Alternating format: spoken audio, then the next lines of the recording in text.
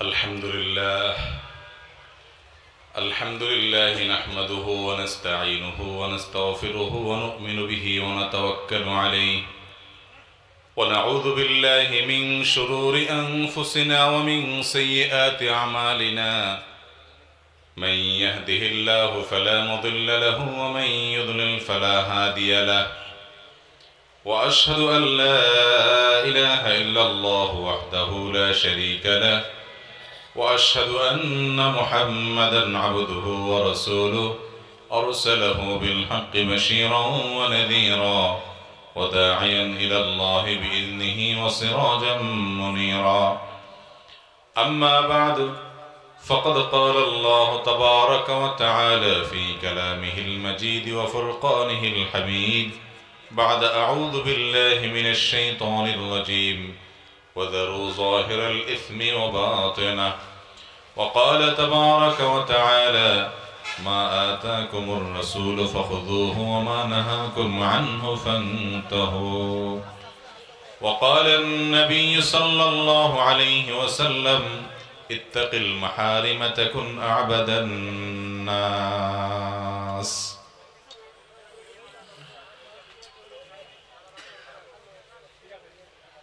কক্সবাজার জেলার অন্তর্গত পূর্ব মুক্তারকুল দরগাপাড়া তাফসীর ময়দানে আয়োজিত আজকের এই ঐতিহাসিক তাফসীরুল কোরআন মাহফিলের 25তম তাফসীরুল কোরআন মাহফিলের প্রথম দিনের সম্মানিত সভাপতি, উপস্থিত উলামায়ে কেরাম এবং দূর দূরান্ত থেকে আগত আমার প্রাণপ্রিয় দিনদরদী ভাইয়েরা ও পর্দা আলের মা ও বোনেরা, আল্লাহ রাব্বুল আলামিন আমাদেরকে চতুর্দিকে যখন ফিতনা চলছে এরকম একটি সময়ে কোরআন এবং হাদিসের কথা শোনার জন্য, বোঝার জন্য একত্রিত হওয়ার তৌফিক দিয়েছেন। এই জন্য রব্বে করিমের কাছে আমরা শুকরিয়া জানাই, আলহামদুলিল্লাহ। আমি অত্যন্ত সংক্ষেপে একটি বিষয়ে কথা বলে এরপরে প্রশ্নোত্তরে চলে যাব ইনশাআল্লাহ। আমরা সবাই আল্লাহ রাব্বুল আলামিনের গোলাম, আল্লাহ তাআলা আমাদের মালিক, ঠিক না বেঠিক? আল্লাহর গোলামি এবং দাসত্ব, ইবাদত, এটা তখনই হবে যখন আমাদের গোটা জীবনটাকে, আমাদের সব কিছুকে আল্লাহর কাছে সমর্পণ করে দিব, ন্যস্ত করে দিব। ইন্না সলাতি ওয়া নুসুকি ওয়া মাহইয়ায়া ওয়া মামাতি লিল্লাহি রাব্বিল আলামিন, এই কথা যখন আল্লাহকে নিবেদন করতে পারবো যে আল্লাহ আমার সালাত, আমার কুরবানি, আমার হজ ওমরা, আমার জীবন এবং মরণ, এই সব কিছু আল্লাহর জন্য, যিনি সমস্ত জগৎ সমূহের মালিক এবং পালনকর্তা, তার উদ্দেশ্যে আমার জীবন মরণ সবকিছু, আমার অর্থ সম্পদ সবকিছু নিবেদন করেছি। এটাই হলো সত্যিকারের ইবাদত এবং বন্দিগি। আমাদের সমাজে বন্দিগি বা ইবাদত বলতে সচরাচর আমরা বুঝি আল্লাহ তাআলা যে কাজগুলো করতে নির্দেশ করেছেন, ভালো কাজগুলো করা, এগুলোকে আমরা মনে করি ইবাদত করা শুধুমাত্র, এগুলাকেই আমরা মনে করি শুধুমাত্র বন্দিগি করা। যেমন একজনে নামাজ পড়লো, রোজা রাখলো, দান করলো, হজ করলো, কোরআন তেলাওয়াত করলো, জিকির আজকাল করলো, সৎ কাজের আদেশ দিল, ভালো ভালো কাজ করলো, এগুলোকে আমরা ইবাদত বলি। এগুলো ইবাদত ঠিক, কিন্তু ইবাদতের আরেকটা গুরুত্বপূর্ণ পার্ট আছে, ইবাদতের আরেকটা গুরুত্বপূর্ণ দিক আছে, যেটা হলো বর্জনীয়। আল্লাহ রাব্বুল আলামিন যেগুলো করতে বলেছেন সেগুলো করাটা যেমন ইবাদত, আল্লাহ রাব্বুল আলামিন যেগুলো নিষেধ করেছেন সেগুলো থেকে বিরত থাকাটাও ইবাদত।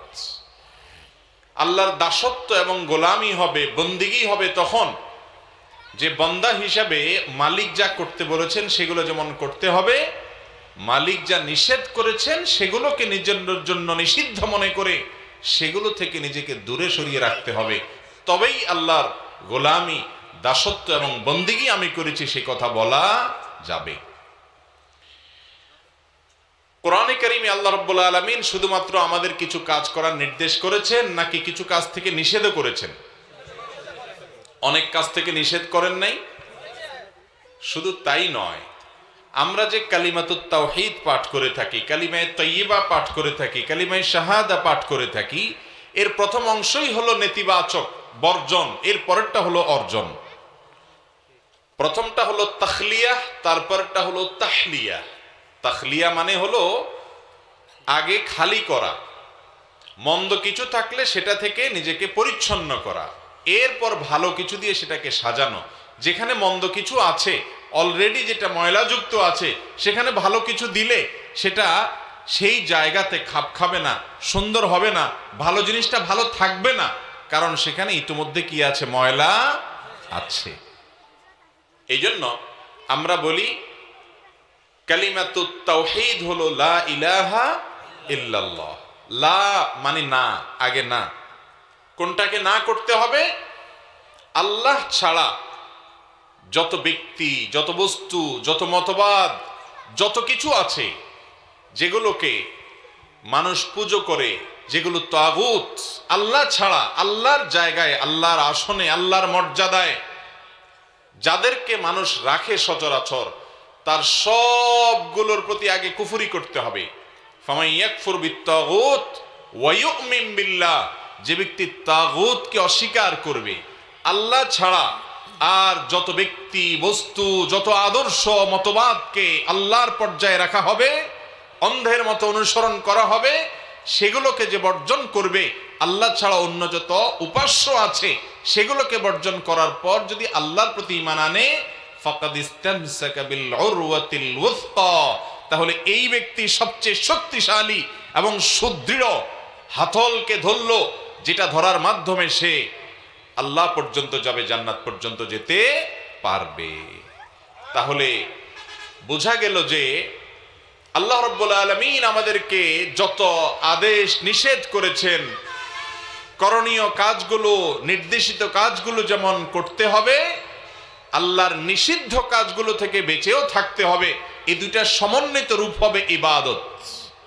কিন্তু আমাদের সমাজে আজ বেশিরভাগ মুসলমান ভাইয়েরা, আমরা ইবাদতের কনসেপ্ট বা ধারণা সঠিকভাবে আমরা ধারণ করতে পারিনি অনেকে, যার কারণে দেখা যায় এই সমাজে ইসলামের করণীয় এবং নির্দেশিত কাজগুলো করার ব্যাপারে আগ্রহ যতটুকু আছে, নিষিদ্ধ কাজগুলো থেকে বাঁচার ব্যাপারে আগ্রহ ততটুকু। যত নামাজ আদায়কারী আছে তত হালাল খোর আছে, যত সালাত আদায়কারী করে, সালাত আদায়কারী মানুষের সংখ্যাও কম মুসলমানদের মধ্যে। কিন্তু যে কয়জন সালাত আদায় করে তাদের মধ্যে সবাই কি হালাল খায়? তার মানে সালাত আদায় করা ফরজ, এটা বুঝছে, কিন্তু হারাম বর্জন করতে হবে, এই জায়গায় এসে আল্লাহর নির্দেশ বাস্তবায়নের গুরুত্ব আমরা বুঝতে সক্ষম হই নাই। মোহতারাম হাজরিন, নবী করিম সাল্লাল্লাহু আলাইহি সাল্লাম একটি হাদিস এই ক্ষেত্রে বুখারী মুসলিম একযোগে বর্ণনা করেছে। আবু হুরায়রা রাদিয়াল্লাহু তাআলা বর্ণনা করেছেন। এই হাদিসের ভাষ্য হলো, নবী সাল্লাল্লাহু আলাইহি সাল্লাম বলেছেন, ইরশাদ করেছেন, মা নাহাইতুকুম আনহু ফাজতানিবুহু ওয়া মা আমারতুকুম বিহি ফাতু মিনহু মাস্তাতা'তুম। তোমাদেরকে যেসব কাজ করতে আমি নিষেধ করেছি সেগুলো থেকে দূরে থাকো, আর যেগুলো করতে আমি নির্দেশ করেছি যতটুকু সাধ্যে কুলায় ততটুকু সেগুলো করো। এই হাদিস থেকে বোঝা যায় নিষিদ্ধ কাজ থেকে বেঁচে থাকার গুরুত্ব কোন কোন দৃষ্টিকোণ থেকে করণীয় এবং নির্দেশিত কাজগুলো করার চাইতে বেশি গুরুত্বপূর্ণ। যদি এটা নিয়ে ওলামায়ে কেরামের নানা আকওয়াল আছে। আমাদের সমাজের সবচেয়ে বড় আবেদ বলা হয় কাকে? সবচেয়ে বড় আবেদ বলা হয় যে ব্যক্তি মসজিদে গেলে আর সহজে বের হতে চায় না, সারাক্ষণ মসজিদে ইবাদত বন্দেগী করে, জিকির আজকার করে, তাসবিহ তাহলিল করে, হজ উমরা করে, টুপি জুব্বা পরে, দাড়ি রাখে, সব ইতিবাচক কাজগুলো করে। এ হলো সবচেয়ে বড় ইবাদত গুজার। সন্দেহ নেই এটা ইবাদত, কিন্তু এই লোক সবচেয়ে বড় ইবাদত গুজার না। কে সবচেয়ে বড় ইবাদত গুজার? কোন লোকটা সবচেয়ে বড় ইবাদতকারী? কিভাবে আপনি সবচেয়ে বড় আবেদ হবেন, কিভাবে আপনি সবচেয়ে বড় ইবাদত গুজার হবেন, এ সম্পর্কে তিরমিজির একটি হাদিস আমরা দেখি। আবু হুরায়রা রাদিয়াল্লাহু তাআলা আনহুকে নবী করিম সাল্লাল্লাহু আলাইহি সাল্লাম স্নেহের পরশে বলেছিলেন, ইত্তাকিল মাহারিমা তাকুন আবাদান নাস। আবু হুরায়রা, হারাম কাজগুলোকে খুঁটে খুঁটে, জেনে জেনে, বাছাই করে করে সেগুলো থেকে যদি বেঁচে থাকতে পারো, তুমি হবা মানুষদের মধ্যে, লোকদের মধ্যে, তোমার সমাজের মধ্যে সবচেয়ে বড় আবেদ, সবচেয়ে বড় ইবাদত গুজার হতে পারবা যদি হারাম থেকে বাঁচতে পারো। কি থেকে বাঁচতে পারো? হারাম থেকে বাঁচতে পারো। বোঝা গেল সবচেয়ে বড় আবেদ হওয়ার রহস্য বেশি বেশি নফল ইবাদত করা, ইতিবাচক কাজ করা নয়, বরং সবচেয়ে বড় আবেদ হওয়ার রহস্য হলো হারাম থেকে বেঁচে থাকতে পারা। এটার গুরুত্ব আজ আমরা সমাজে সেভাবে বুঝি না। মুহতারাম হাজরিন, একজনে অনেক দান সদকা করে, প্রচুর দান সদকা করে, দুই হাতে দেয়, গরিব দুঃখীকে দেয়, মসজিদ মাদ্রাসাতে দেয়, ওয়াজ মাহফিলে দেয়, যে কোনো ভালো কাজে দেয়, কিন্তু বেচারার উপার্জনে হালাল উপার্জনই করে, কিছু ভেজাল টেজালও আছে। আরেকজন লোক এত বেশি দান সদকা করতে পারে না, কারণ বহুত কষ্টে সে চেষ্টা করে উপার্জনটা যেন শতভাগ হালাল থাকে, উপার্জনটা যেন সম্পূর্ণ পিওর থাকে, ভেজালের লেশ যেন না থাকে, আলামত যেন না থাকে। এই জন্য সে সাধনা করে, মেহনত করে, নিজের সঙ্গে নিজে লড়াই করে, স্ত্রীর সাথে লড়াই করে, সন্তানদের সাথে লড়াই করে, আত্মীয় স্বজনের সাথে লড়াই করে, সমাজের সাথে লড়াই করে, নিজের প্রবৃত্তির সাথে লড়াই করে। সবাই তো শুধু পয়সা চায়, কিন্তু সে জানে হারাম উপার্জন করলে কিয়ামতের ময়দানে পাও নাড়াতে দিবেন আল্লাহ তাআলা জবাবদিহি করার আগে। যে উপার্জন করছে জবাবদিহি তাকেই দিতে হবে, অন্য কেউ জবাবদিহি করলে হবে না, করার সুযোগও নেই, কেউ করবেও না। সেই জবাবদিহিতার ভয়ে বউ যা বলে বলুক, সন্তানরা তাদের পয়সা কড়ি চায়, তারা তো তাদেরটা চাইবে, জবাবদিহি তো আমার করতে হবে। কারোর কাছে ভালো নাই হলাম, বাপ মাও পয়সা ছাড়া ভালোবাসে না, পয়সা চায়। যুবক পয়সা নিয়ে আসছে, বাপ মা খুশি, পয়সা আনতে পারে নাই, নাখোশ। কিভাবে আনছে দেখার দরকার নেই, ঠিক না বেঠিক? বাপ মা তো বাপ মা, হুজুরও খুশি, টাকা দিলে হুজুরও খুশি। মাহফিলে টাকা দিছেন 50,000, 1 লাখ, হুজুর দোয়া করতে করতে আপনার জন্য চোখ বাইর করে ফেলবে এমন অবস্থা, কানতে কানতে। কিভাবে কামাই করছেন, কোত্থেকে আসছে, সেই ব্যাপারটি জানার কোনো আগ্রহ কারোর নাই, কারণ ওইটার জবাবদিহি হুজুরকে করতে হবে না, আপনাকে করতে হবে, ঠিক না বেঠিক? আহা, তাহলে সবচেয়ে বড় আবেদ হইতে চান, তাহলে হারাম কাজ থেকে বেঁচে থাকতে হবে। আপনি অনেক বেশি কোরআন তেলাওয়াত করতে পারেন না, কিন্তু আপনি মোবাইলে হারাম কোনো দৃশ্য দেখেন না, কোনো পরনারী দেখেন না, কোনো ফিল্ম হারাম, কোনো কিছু হারাম, কোনো ফিল্ম দেখেন না, এমন কিছু দেখেন না যেটা শুনে আপনার জন্য হারাম। আপনি ওয়াজ মাহফিলে খুব বেশি যান না, আপনার সময় নাই, কাজকাম করেন, এত বেশি ওয়াজ মাহফিল আপনি শুনেন না, কিন্তু আপনি গান বাজনা শুনে নিজের কানকে হারামে লিপ্ত করেন না, সেখান থেকে বেঁচে থাকেন। আরেকজন ওয়াজ মাহফিল মাশাআল্লাহ শুনে হুজুরের সাথে সেলফিও তুলছে, বহুত বড় বড় হুজুরের সাথে, ফেসবুকে সেগুলো দিছেও মাশাআল্লাহ, বহুত লাইক টাইকও পাইছে, সবাই খুব বাহবা টাহবাও দেয়, মাগার আবার অবসর সময় কানে হেডফোন লাগাইয়া জাকানাকা গানও শুনে। আছে না নাই?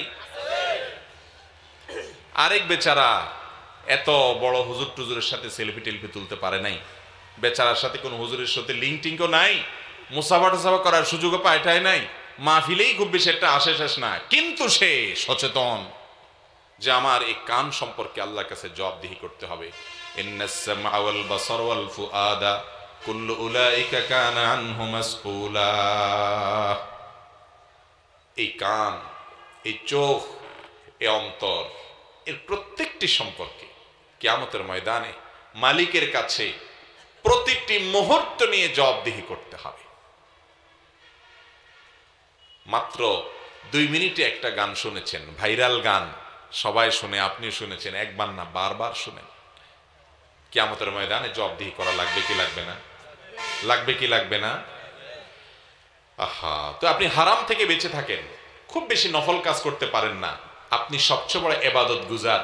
ওই হুজুরের সাথে সেলফি তুলে দাঁত বাইর করে ছবি দিয়া ফেসবুকে লাইক কমেন্ট কামাইছে, কিন্তু আবার তলে তলে গুনাহ করছে, তার চাইতে আপনি ভালো। কথা কি বুঝাইতে পারছি ভাই? হুজুরদের সাথে সেলফি তুলে কি হবে রে ভাই? একটা কথা হুজুরের যদি আমল করেন, যে কথাটা আপনার জীবনের মোড়কে পরিবর্তন করতে পারে। একটা সেলফিও যদি না থাকে আপনি কিয়ামতের ময়দানে নাজাত পাবেন ইনশাআল্লাহ।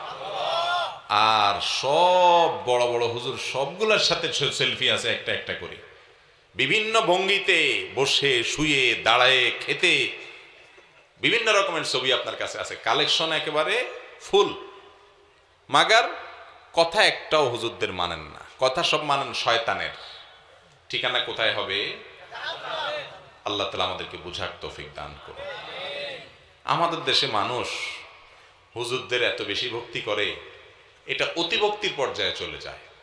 কিসের পর্যায়ে চলে যায়? অতিভক্তির পর্যায়ে চলে যায়। আরে ভাই, হুজুর ভক্তি করে কি করবেন? হুজুরের কথা শুনেন। ভক্তি করে কি লাভ? ভক্তি তো করবেন, মহব্বত করবেন, কিন্তু শুধু ভক্তি করে কি লাভ? আপনি তো হুজুরের কথা শুনবেন, কথা শুনছেন, খুব বেশি কাছে ভিড়তে পারেন নাই, ভিড় যাইতে পারেন নাই, অসুবিধা নাই, আপনি কথা শুনছেন, আপনি গেইনার। আরেকজন কাছে গেছে, মিশছে, কোলাকুলি করছে, মোসাফা করছে, কোলনিয়া হুজুরের মাথা উঠে ফেলছে, কিন্তু কথা শুনে নাই। ওই লোক গেইনার হতে পারে? আল্লাহ তাআলা আমাদের বিচক্ষণ মানুষ হওয়ার তৌফিক দান করুন। আমাদের দেশে যে কোনো হুজুর একটু পরিচিত হইলেই আই সুবহানাল্লাহ। গতকালকে দেখলাম না, আজকে জানি ফেসবুকে একজনের ছবি দিচ্ছে, বাড্ডা দিয়া লিং রোড দিয়া কোন এক আমি গেছি হাইটা, সেই বেচারা পিছন দিয়ে ছবিটা বলছে কি সর্বনাশ, আমি একটু মোসাফা করতে পারলাম না, উনি চলে গেল। ভাই, এটার জন্য কি আল্লাহর কাছে কোনো জবাব দিতে আছে? ঠিক আছে, আলেমদেরকে মহব্বত করা ভালো জিনিস, কিন্তু আমাদের দেশে মহব্বতটা এরকম যে হুজুরদের মহব্বত করতে করতে জান সব ফেদা করে দিব, একটা কথাও শুনবো না, হুজুরের কথা একটাও শুনবো না। 2 নাম্বার যা আছে সব করব, কিন্তু হুজুরের মহব্বত করে জান দিয়ে দিব। এই জান দেওয়ার কোনো মানে আছে? আল্লাহ তাআলা আমাদেরকে বুঝার তৌফিক দান করুন।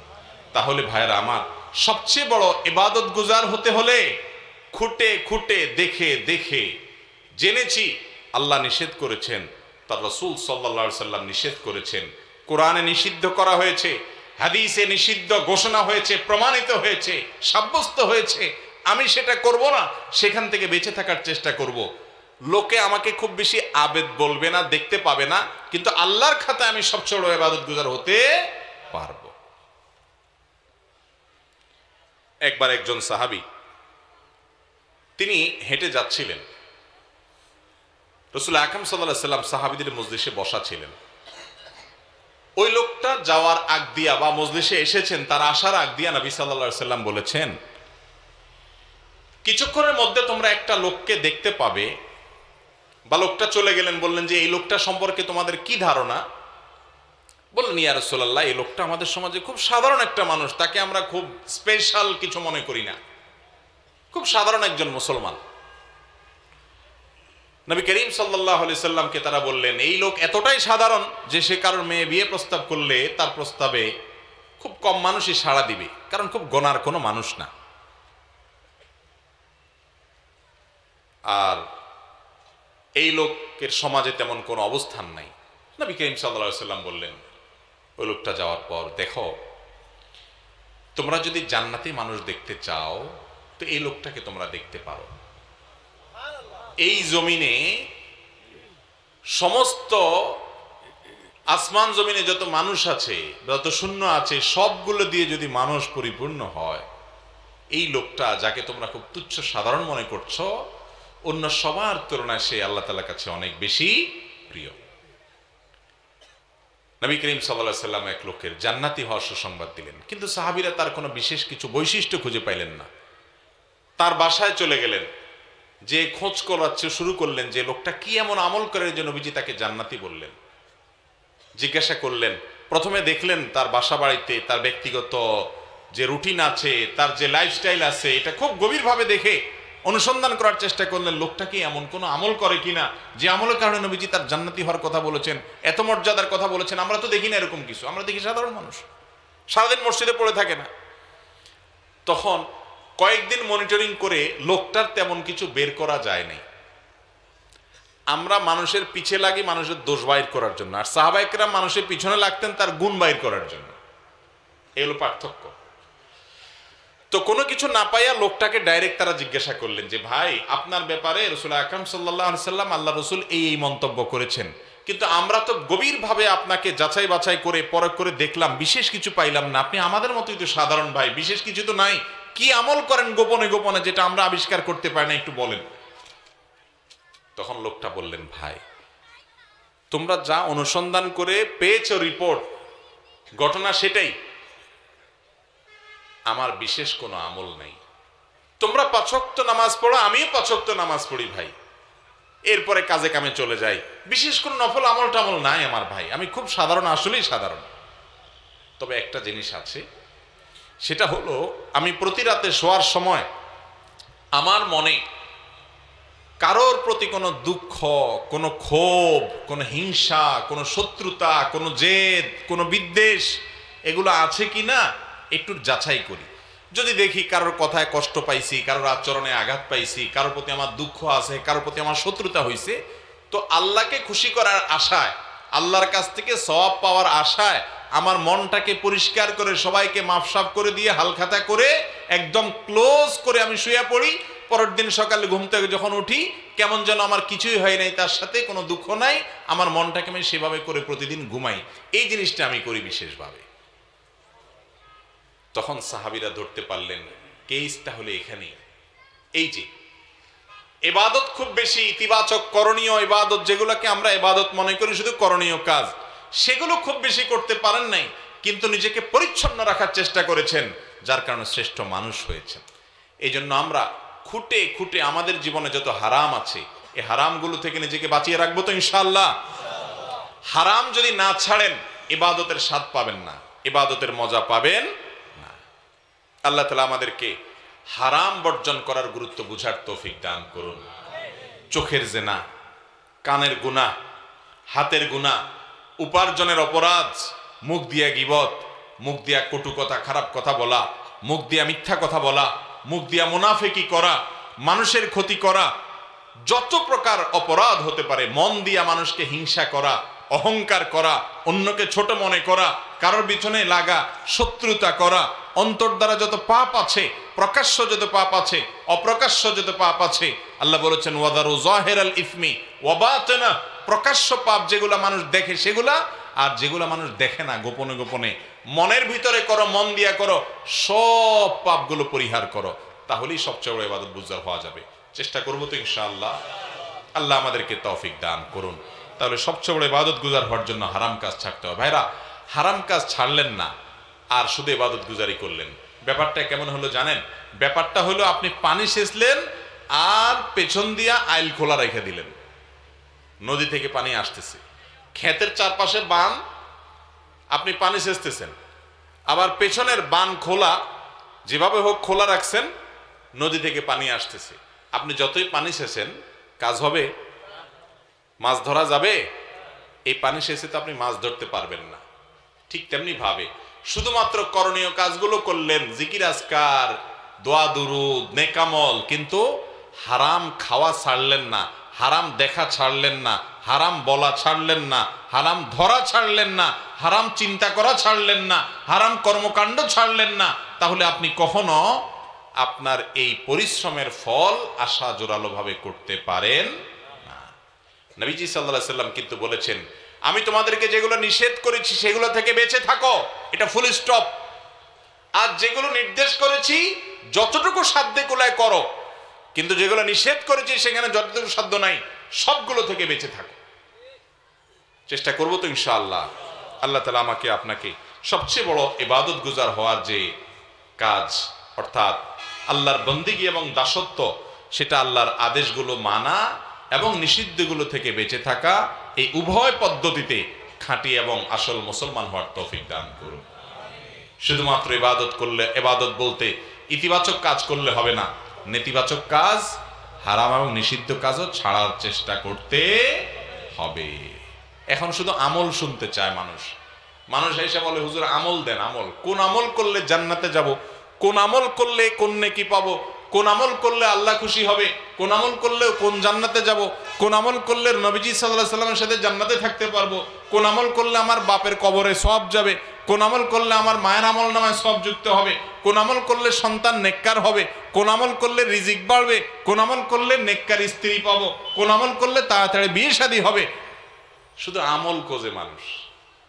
আরে ভাই, আমল তো খোঁজেন ভালো কথা, অপকর্ম, আকাম কুকাম, হারাম কাজ, নিষিদ্ধ কাজ সেগুলো ছাড়তে হবে, এর পাশাপাশি আমল করতে হবে, তাহলে কাজে আসবে। একদিক দিয়ে বিষ খাইলেন, আরেক দিক দিয়ে ওষুধ খাইলেন, কাজ হবে? বিষ খাওয়া ছাড়তে হবে, এরপরে ওষুধ সেবন করতে হবে। এই দ্বিমুখী প্রচেষ্টার মাধ্যমে আমরা সুস্থ হতে পারবো। ঠিক একইভাবে সমস্ত হারাম কাজ বর্জন করার মতো ইমানি শক্তি থাকতে হবে। চেষ্টা করবো না ইনশাআল্লাহ? আল্লাহ তাআলা আমাকে আপনাকে আমাদের সবাইকে তৌফিক দান করুন। হাদা ওয়া সাল্লি ওয়া সাল্লিম আলা নবিনা মুহাম্মদ ওয়া জাযাকুমুল্লাহু খায়রা। ভাই, যেহেতু অনেক বেশি প্রশ্ন, আলোচনায় দীর্ঘায়িত করার সুযোগ নাই, কারণ অনেক প্রশ্ন। এই প্রশ্ন যে কখন শেষ হবে আল্লাহ মাবুদ জানেন। সুবহানাল্লাহ। জি ভাই, প্রথম প্রশ্ন, আপনি বলেছেন স্ত্রীর কাছে যে ভালো সে সত্যিকারের ভালো। আমার স্ত্রী তো নতুন নতুন আবদার করতেই থাকে, তার কাছে ভালো হওয়া এটা কোনোভাবেই সম্ভব না, তাহলে আমি কি করব? ভাই, খুব সুন্দর প্রশ্ন, এবং এটা একটা যৌক্তিক প্রশ্ন আসলেই। রাসূল করিম সাল্লাল্লাহু আলাইহি সাল্লাম বলেছেন, খায়রুকুম খায়রুকুম লি আহলিহি ওয়া আনা খায়রুকুম লি আহলি। তোমাদের মধ্যে সবচেয়ে ভালো মানুষ সে যে ব্যক্তি তার পরিবারের কাছে ভালো।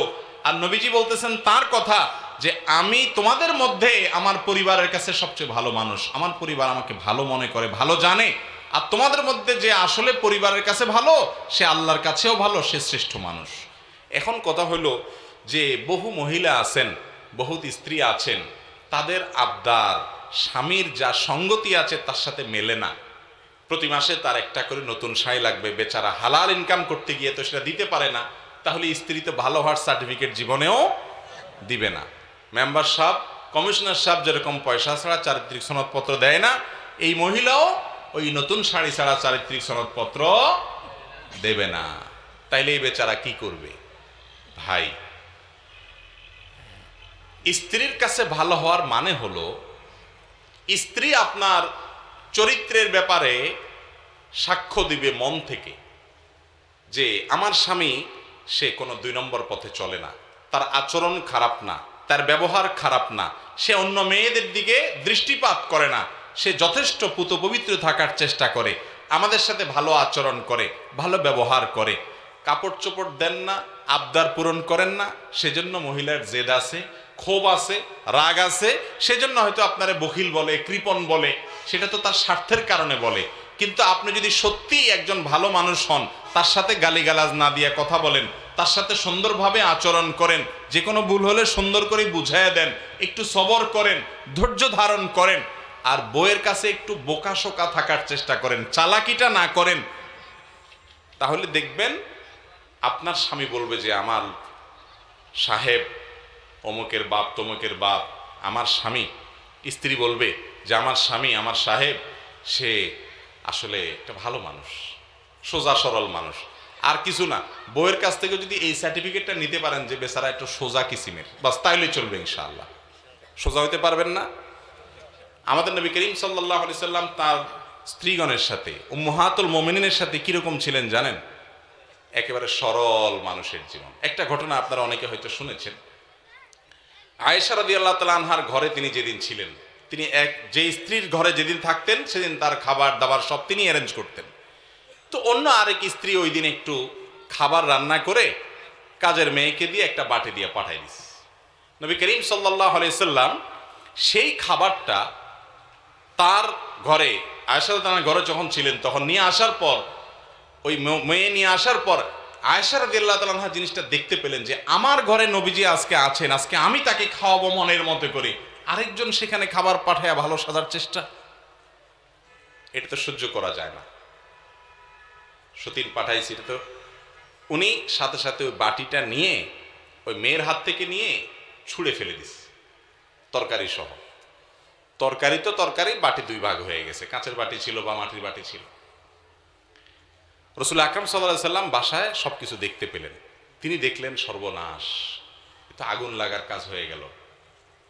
এর পরের ঘটনা তো ভালো হওয়ার কথা না। ভুল বুঝাবুঝি হবে, যিনি পাঠিয়েছেন তিনি বিশাল মনে কষ্ট পাবেন, অনেক দূর যেতে পারে, এটার কোথাকার পানি কোথায় যায়। তিনি তাড়াতাড়ি নিজে গিয়ে সেই ভাঙা বাটিটা তুলে আনলেন, এনে ঘরে আয়েশা রাদিয়াল্লাহু তাআলার ঘরেই হুবহু এরকম আরেকটা বাটি ছিল, অবিকল একই রকমের, একই ব্র্যান্ডের, একই সাইজের। তিনি ওই বাটিটা নিয়ে ওই যে মেয়ে খাবার নিয়ে আসছে তার হাতে দিয়ে বলছে, একেবারে চুপ, কোনো টু শব্দ যেন না হয়, এই বাটি নিয়ে ওই বাসায় দিয়ে দিবা আর চুপচাপ থাকবা, কোনো কথা নাই তোমার। সে বেচারে দিয়ে দিস। যিনি পাঠাইছেন তিনি মনে করছেন যে সুন্দর করে বাটি থেকে খাবার নিয়ে আবার সেটাকে পরিষ্কার করে এত কুইকলি সেটাকে রিটার্ন করে দিয়েছে এত সুন্দরভাবে, তিনি অনেক খুশি হয়ে গেছেন। খাবার যে কোথায় সেটা তো আর তিনি জানেন না। আচ্ছা, এই যে একটা কাজ রাসূল আকরাম সাল্লাল্লাহু আলাইহি সাল্লামের ঘরে হইল, আপনার ঘরে যদি হইতো, আপনার বউয়ে যদি এরকম একটা বাটি আরেকজনের ধরে ছুঁড়ে ফেলে দিত, আপনার আরেক স্ত্রী খাবার পাঠাইতো, প্রথম কাজটা কি হইতো বলেন? বাটাম দেওয়া। একটা ছোট মিনি বিশ্বযুদ্ধ তো বউর সাথে একচোট হয়ে যেত, ঠিক না? কত বড় সাহস তোমার, একটা কিছু হইতো কিনা বলেন? রাসূল আকরাম সাল্লাল্লাহু আলাইহি সাল্লাম যে কাজটা করেছেন, এবং হাদিস থেকে এটা এতটুকু জানি আমরা, এটা জানা যায় না যে তিনি, কোনো হাদিস দ্বারা এটা প্রমাণ হয় না যে এটা আনার পর তিনি আয়েশা রাদিয়াল্লাহু আনহাকে রাগ করেছেন, ডাঁট দিয়েছেন। কারণ আয়েশা রাদিয়াল্লাহু আনহা তিনি যে এইটুকু যে ভুল হয়ে গেছে এটা তিনি বুঝতেই পারছেন, মানুষ তো, এটার জন্য তো ঝগড়াঝাটি করার দরকার হয় না। দেখেন, স্বামী হিসাবে নবী করিম সাল্লাল্লাহু আলাইহি সাল্লাম স্ত্রীর কাছে একজন সরল মানুষ, তিনি এমনিও সরল ছিলেন, এমনিও ভালো মানুষ ছিলেন, সেই ভালো মানসিকতাটা প্রকাশ করতেন। আমরা হইলে দুনিয়ার সবচেয়ে বোকাশোকা মানুষ, ভাজা মাছটা উল্টাতে পারে না, বাজারে যা দোকানদারি করলে কাস্টমাররা সকাল বিকাল তাকে ধোকা দেয়, সবার কাছে গেলে ধরা খায়। এই লোকটাও বউয়ের কাছে আসলে বিরাট বড় ঈশ্বরচন্দ্র বিদ্যাসাগর সাজে, ঠিক না বেটি? মনে হয় যে সে বিশাল বড় বুদ্ধিজীবী, ঠিক না? আরে ভাই, আপনি সারা দুনিয়াতে বুদ্ধিজীবী হইল, বউয়ের কাছে আইসা অন্তত আর কিছু না হোক একটু সোজা সরল সাথে, তাহলে শাড়িটায় যদি কিনে দিতে নাও পারেন, তার আর্গুমেন্ট অনুযায়ী যদি আবদার পূরণ করতে নাও পারেন, ইনশাআল্লাহ দেখবেন বউ আপনার সামনে না বললে কি হবে, অন্যদের কাছে ঠিকই বলবে যে আসলে মানুষটা ভালো, লোকটা কি ভালো। স্বার্থের কারণে যদি সে বলে না, সে কৃপণ দেয় না, তো তার এই মিথ্যা সার্টিফিকেটের বা এই যে একটা তার স্বার্থপরতার কারণে সে আপনার সার্টিফিকেট আটকাই দিল, ওইটাতে কিছু আসে যায় না। আপনি তার কাছে আপনার আচরণ দিয়ে তাকে কষ্ট দেন নাকি তাকে খুশি রাখেন হালালভাবে, বৈধভাবে, সেটা হলো মূল বিষয়। কথা কি বুঝাইতে পারছি? আল্লাহ তাআলা আমাদেরকে বোঝার তৌফিক দান করুন। সবচেয়ে বড় কথা হলো আপনার চরিত্রের সনদটা সে দিবে, চরিত্রের সনদ। শাড়ি না দিলে সে হয়তো বড় জোর বলবে যে বখিল, দেয় না, বা ফকির, গরিব মানুষের সাথে বিয়ে দিছে আমার বাপ মা, হয়তো এটা বলবে। কিন্তু চরিত্রটা যদি আপনার ভালো থাকে, আচরণটা ভালো থাকে, তাহলে সে বলতে বাধ্য হবে যে আসলে তার আচরণ কিনা খারাপ না। আল্লাহ তাআলা আমাদেরকে সব জায়গায় ভালো মানুষ থাকার তৌফিক দান করুন।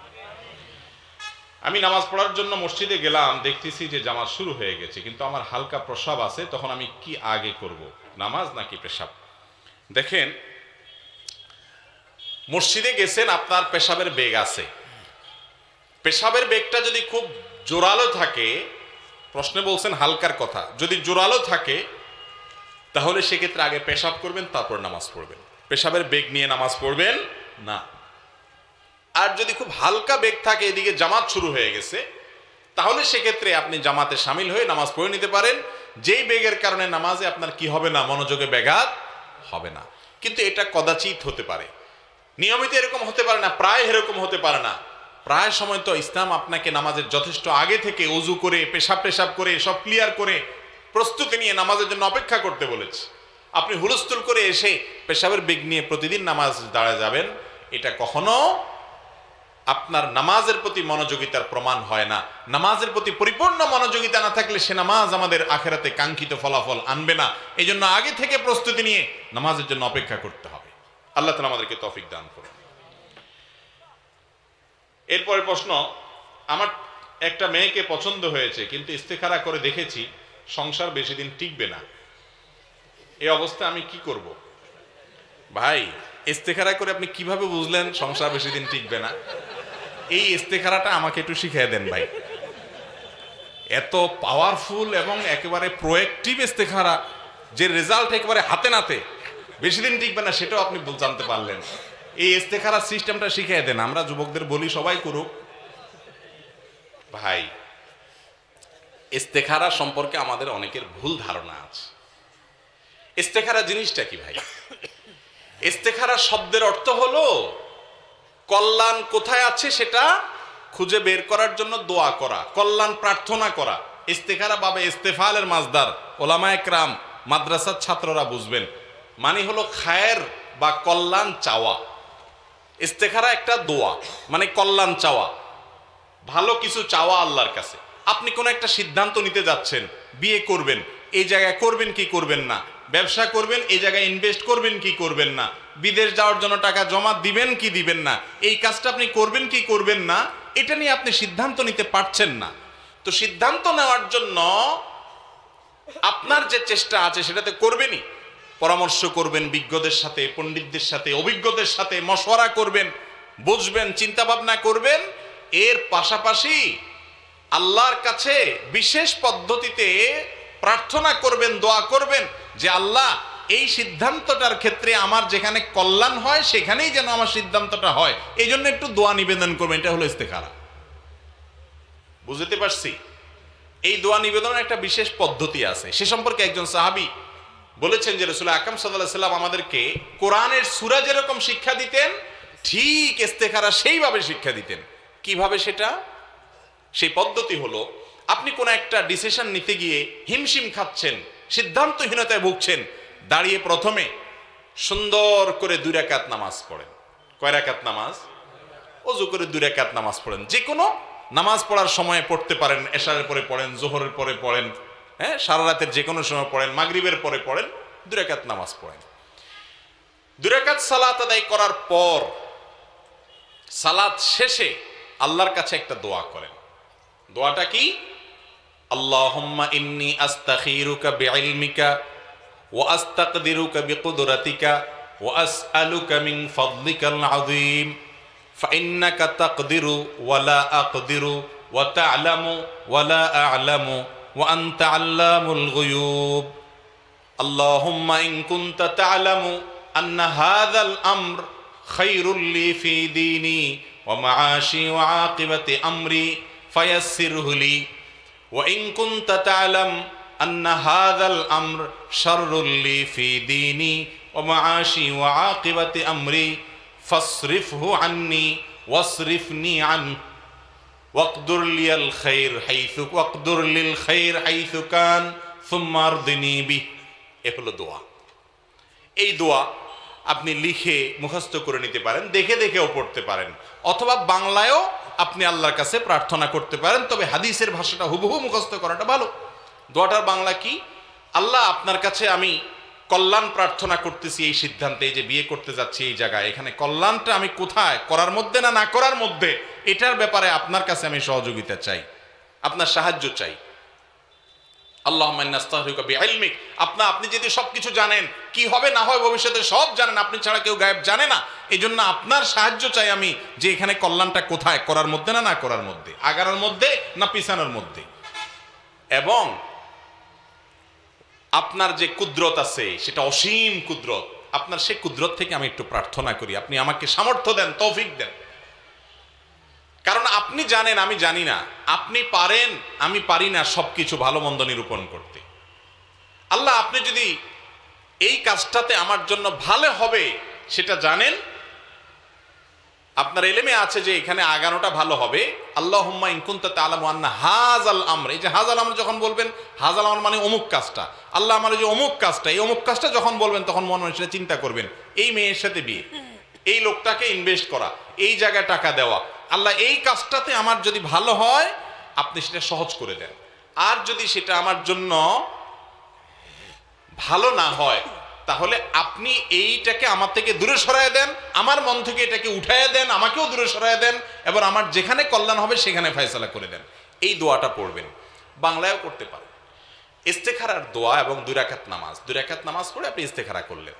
এই ইস্তেখারাটা যতদিন পর্যন্ত আপনার ওই বিষয়ে সিদ্ধান্ত ফাইনাল না হবে ততদিন পর্যন্ত আপনি করতে থাকবেন, যত বেশি পারেন। দিনের ভিতরে 2বার 4বার করে করেন। কথা কি বুঝাতে পারছি? ইস্তেখারা করতে করতে করতে করতে যদি আপনি মন থেকে সেভাবে সত্যিকারের সঠিক পদ্ধতিতে ইস্তেখারা করতে পারেন, এরপরে সিদ্ধান্ত দেখেন কোন দিকে আগায়। যদি বিয়ে হওয়াটা সহজ হয়ে যায় তাহলে বুঝবেন এখানে কল্যাণ আছে, আর যদি বিয়েটা ভেঙে যায় না হয় তাহলে বুঝবেন যে ইস্তেখারা করছেন, না হওয়াটাই কি ছিল? কল্যাণ ছিল। এখন কথা হলো ইস্তেখারা করে বিয়ে করলেন, এরপরে দেখলেন যে কয়দিন পরে সেটা টিকলো না, যেমনটা এই প্রশ্নকর্তা বললেন। হইতে পারে এমন যে ইস্তেখারা করছেন, করেই বিয়ে করছেন, কিন্তু টিকলো না। তাহলে ধরতে হবে যে আমার ইস্তেখারার কোথাও গলত আছে, অথবা এটা হয়ে না টিকার মধ্যে আমার কোনো কল্যাণ আছে। অনেক ভাঙার ভিতরে কল্যাণ থাকে না, না থাকে? সব কল্যাণ কি আমরা জানি? জানি না। এজন্য ইস্তেখারা হলো এটা। ইস্তেখারা মানে অনেকে মনে করে যে আমি স্বপ্নে দেখব, সেটা নিশ্চিত। হ্যাঁ, স্বপ্নে আল্লাহ তাআলা ইমানদার বান্দাকে অনেক সময় সুসংবাদ দেন, বিভিন্ন বার্তা দেন, সেটা ঠিক আছে, কিন্তু ইস্তেখারার জন্য স্বপ্নে দেখতেই হবে এমন কোনো শর্ত নাই। আপনার মন যেদিকে ঝুঁকে যায় সেটাই আল্লাহর ফয়সালা। যদি ইস্তেখারা সঠিকভাবে হয়ে থাকে আপনি বিসমিল্লাহ পড়ে আগাইতে পারেন। কথা কি বুঝাতে পারছি? এরপরের প্রশ্ন হলো, নামাজ পড়া অবস্থায় যদি পর্ণ ভিডিওর কথা মাথায় চলে আসে তাহলে আমি কি করব? নামাজ হবে কিনা? আর এই কুচিন্তা থেকে কিভাবে বাঁচবো? ভাইয়ের আমার, খুব জটিল একটা বিষয়, খুব জটিল একটা বিষয়। এই চোখের জেনা, হারাম জিনিস যেগুলো ইউটিউবে, ফেসবুকে, মোবাইলে বিভিন্নভাবে আপনি দেখেন, বা অফলাইনে ডাইরেক্ট সরাসরি আপনি বিভিন্ন বেপর্দা নারীকে, গায়ে মারা মেয়েকে দেখেন, দেখে মনে মনে হারাম স্বাদ নিয়ে থাকেন। এই অপরাধ এত ভয়াবহ যে এই অপরাধটা থেকে মানুষ সিজদা গিয়ে পর্যন্ত বাঁচতে পারে না। আকরাবু মা ইয়াকুনুল আবদু মির রাব্বিহি ওয়া হুয়া সাজিদ। বান্দা আল্লাহর সবচেয়ে কাছে যেতে পারে কখন ভাই? যখন সিজদায় চলে যায়। সিজদায় যখন যায় আল্লাহর সবচেয়ে নিকটে চলে যায়, কপাল পোড়া ওই সময়টাতে তার চোখের সামনে হারাম জিনিস ভাইসা উঠে। আল্লাহর সবচেয়ে রহমতের কাছাকাছি গিয়া রহমত থেকে বঞ্চিত হইয়া বরং হারাম জিনিস ভাইসা উঠে, কারণ সারাদিন সেটা দেখে। এত ডেঞ্জারাস বিষয় হারাম জিনিস চোখে দেখে।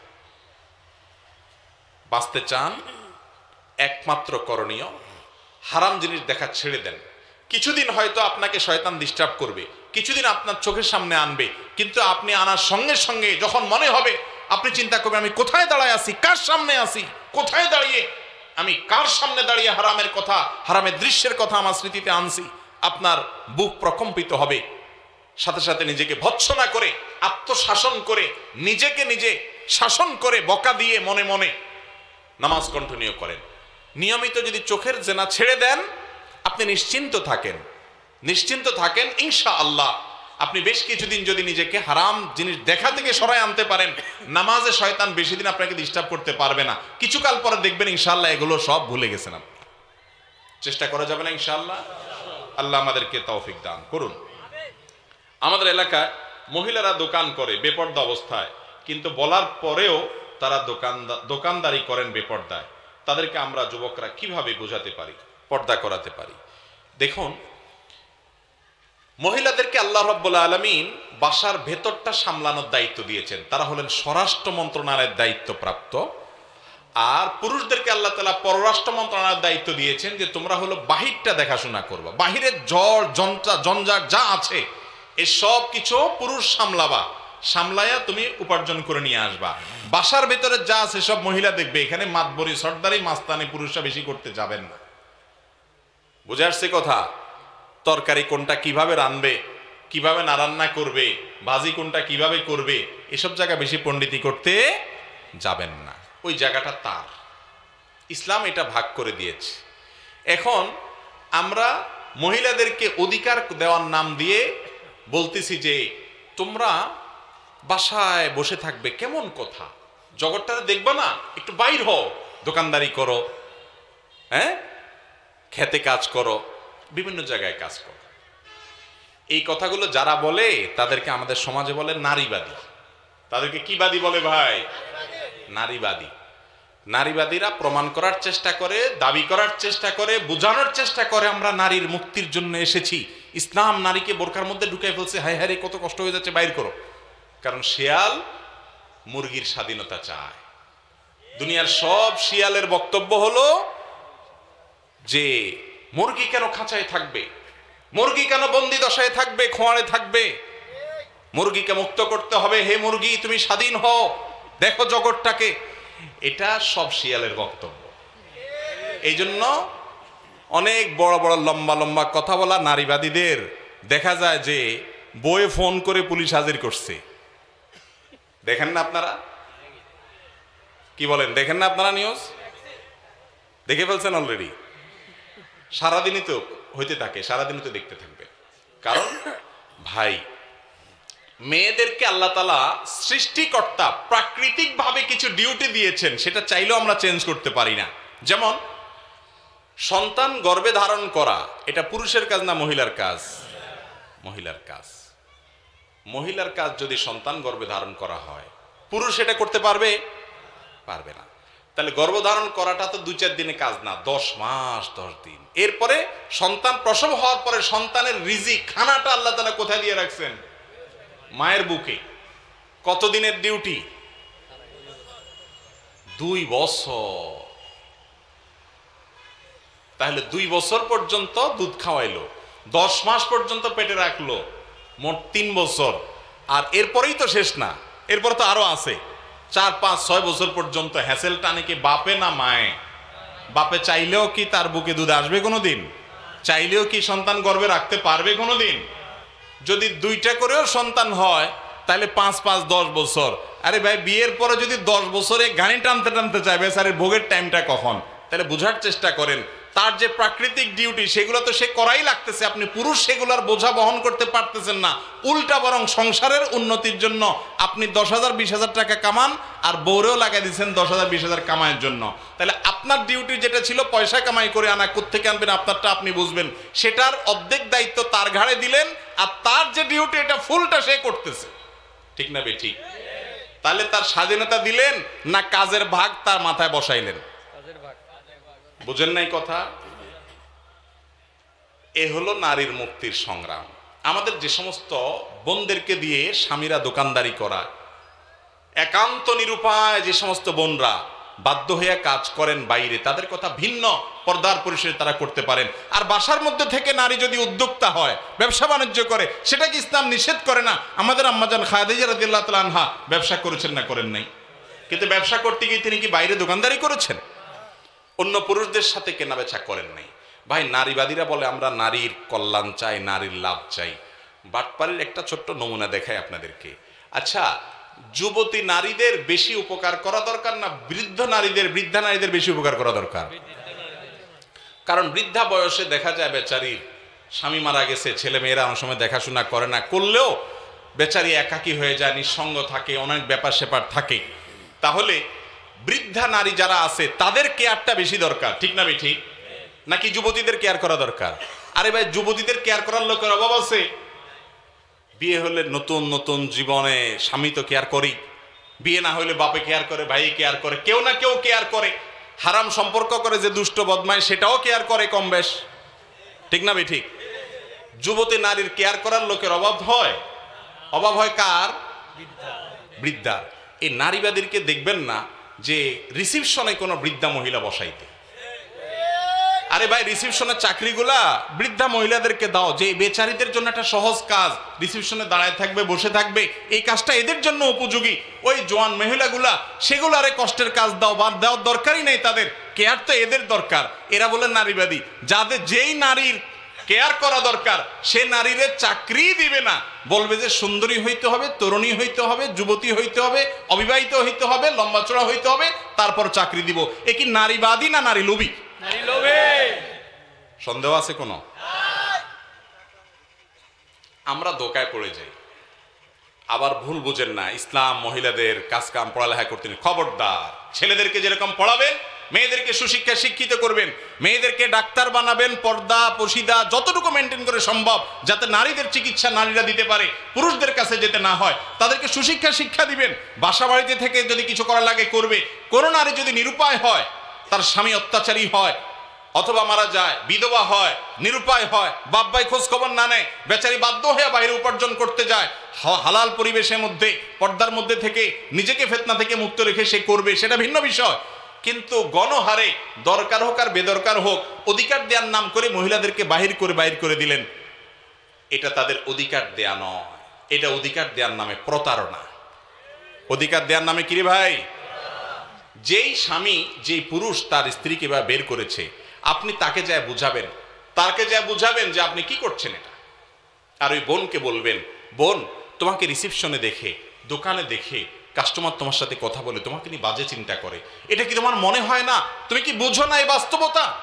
তাকে বুঝাবেন, আল্লাহর ভয় দেখাবেন, এবং পারলে বাসা বাড়ি থেকে যদি নিরুপায় হয় এই কাজ করার জন্য, তাকে বাসা বাড়ি থেকে কোনো কাজ যেন তিনি করতে পারেন। আজকাল অনেক কাজ করা যায়, মেয়েরা সেলাইয়ের কাজ করতে পারেন, কত সুন্দর বাসা বাড়িতে বসে কাজ করতে পারেন, অনেক হস্তশিল্পের কাজ করতে পারেন, অনেক কাজ করা যায়, অনলাইনে অনেক মার্কেটিং করতে পারেন, বাসা বাড়িতে থেকে যেন তিনি করতে পারেন, সেরকম বিষয়ে তাকে সহযোগিতা করেন। শুধু ফতোয়া দিয়ে বসে থাকেন না, সহযোগিতাও করেন।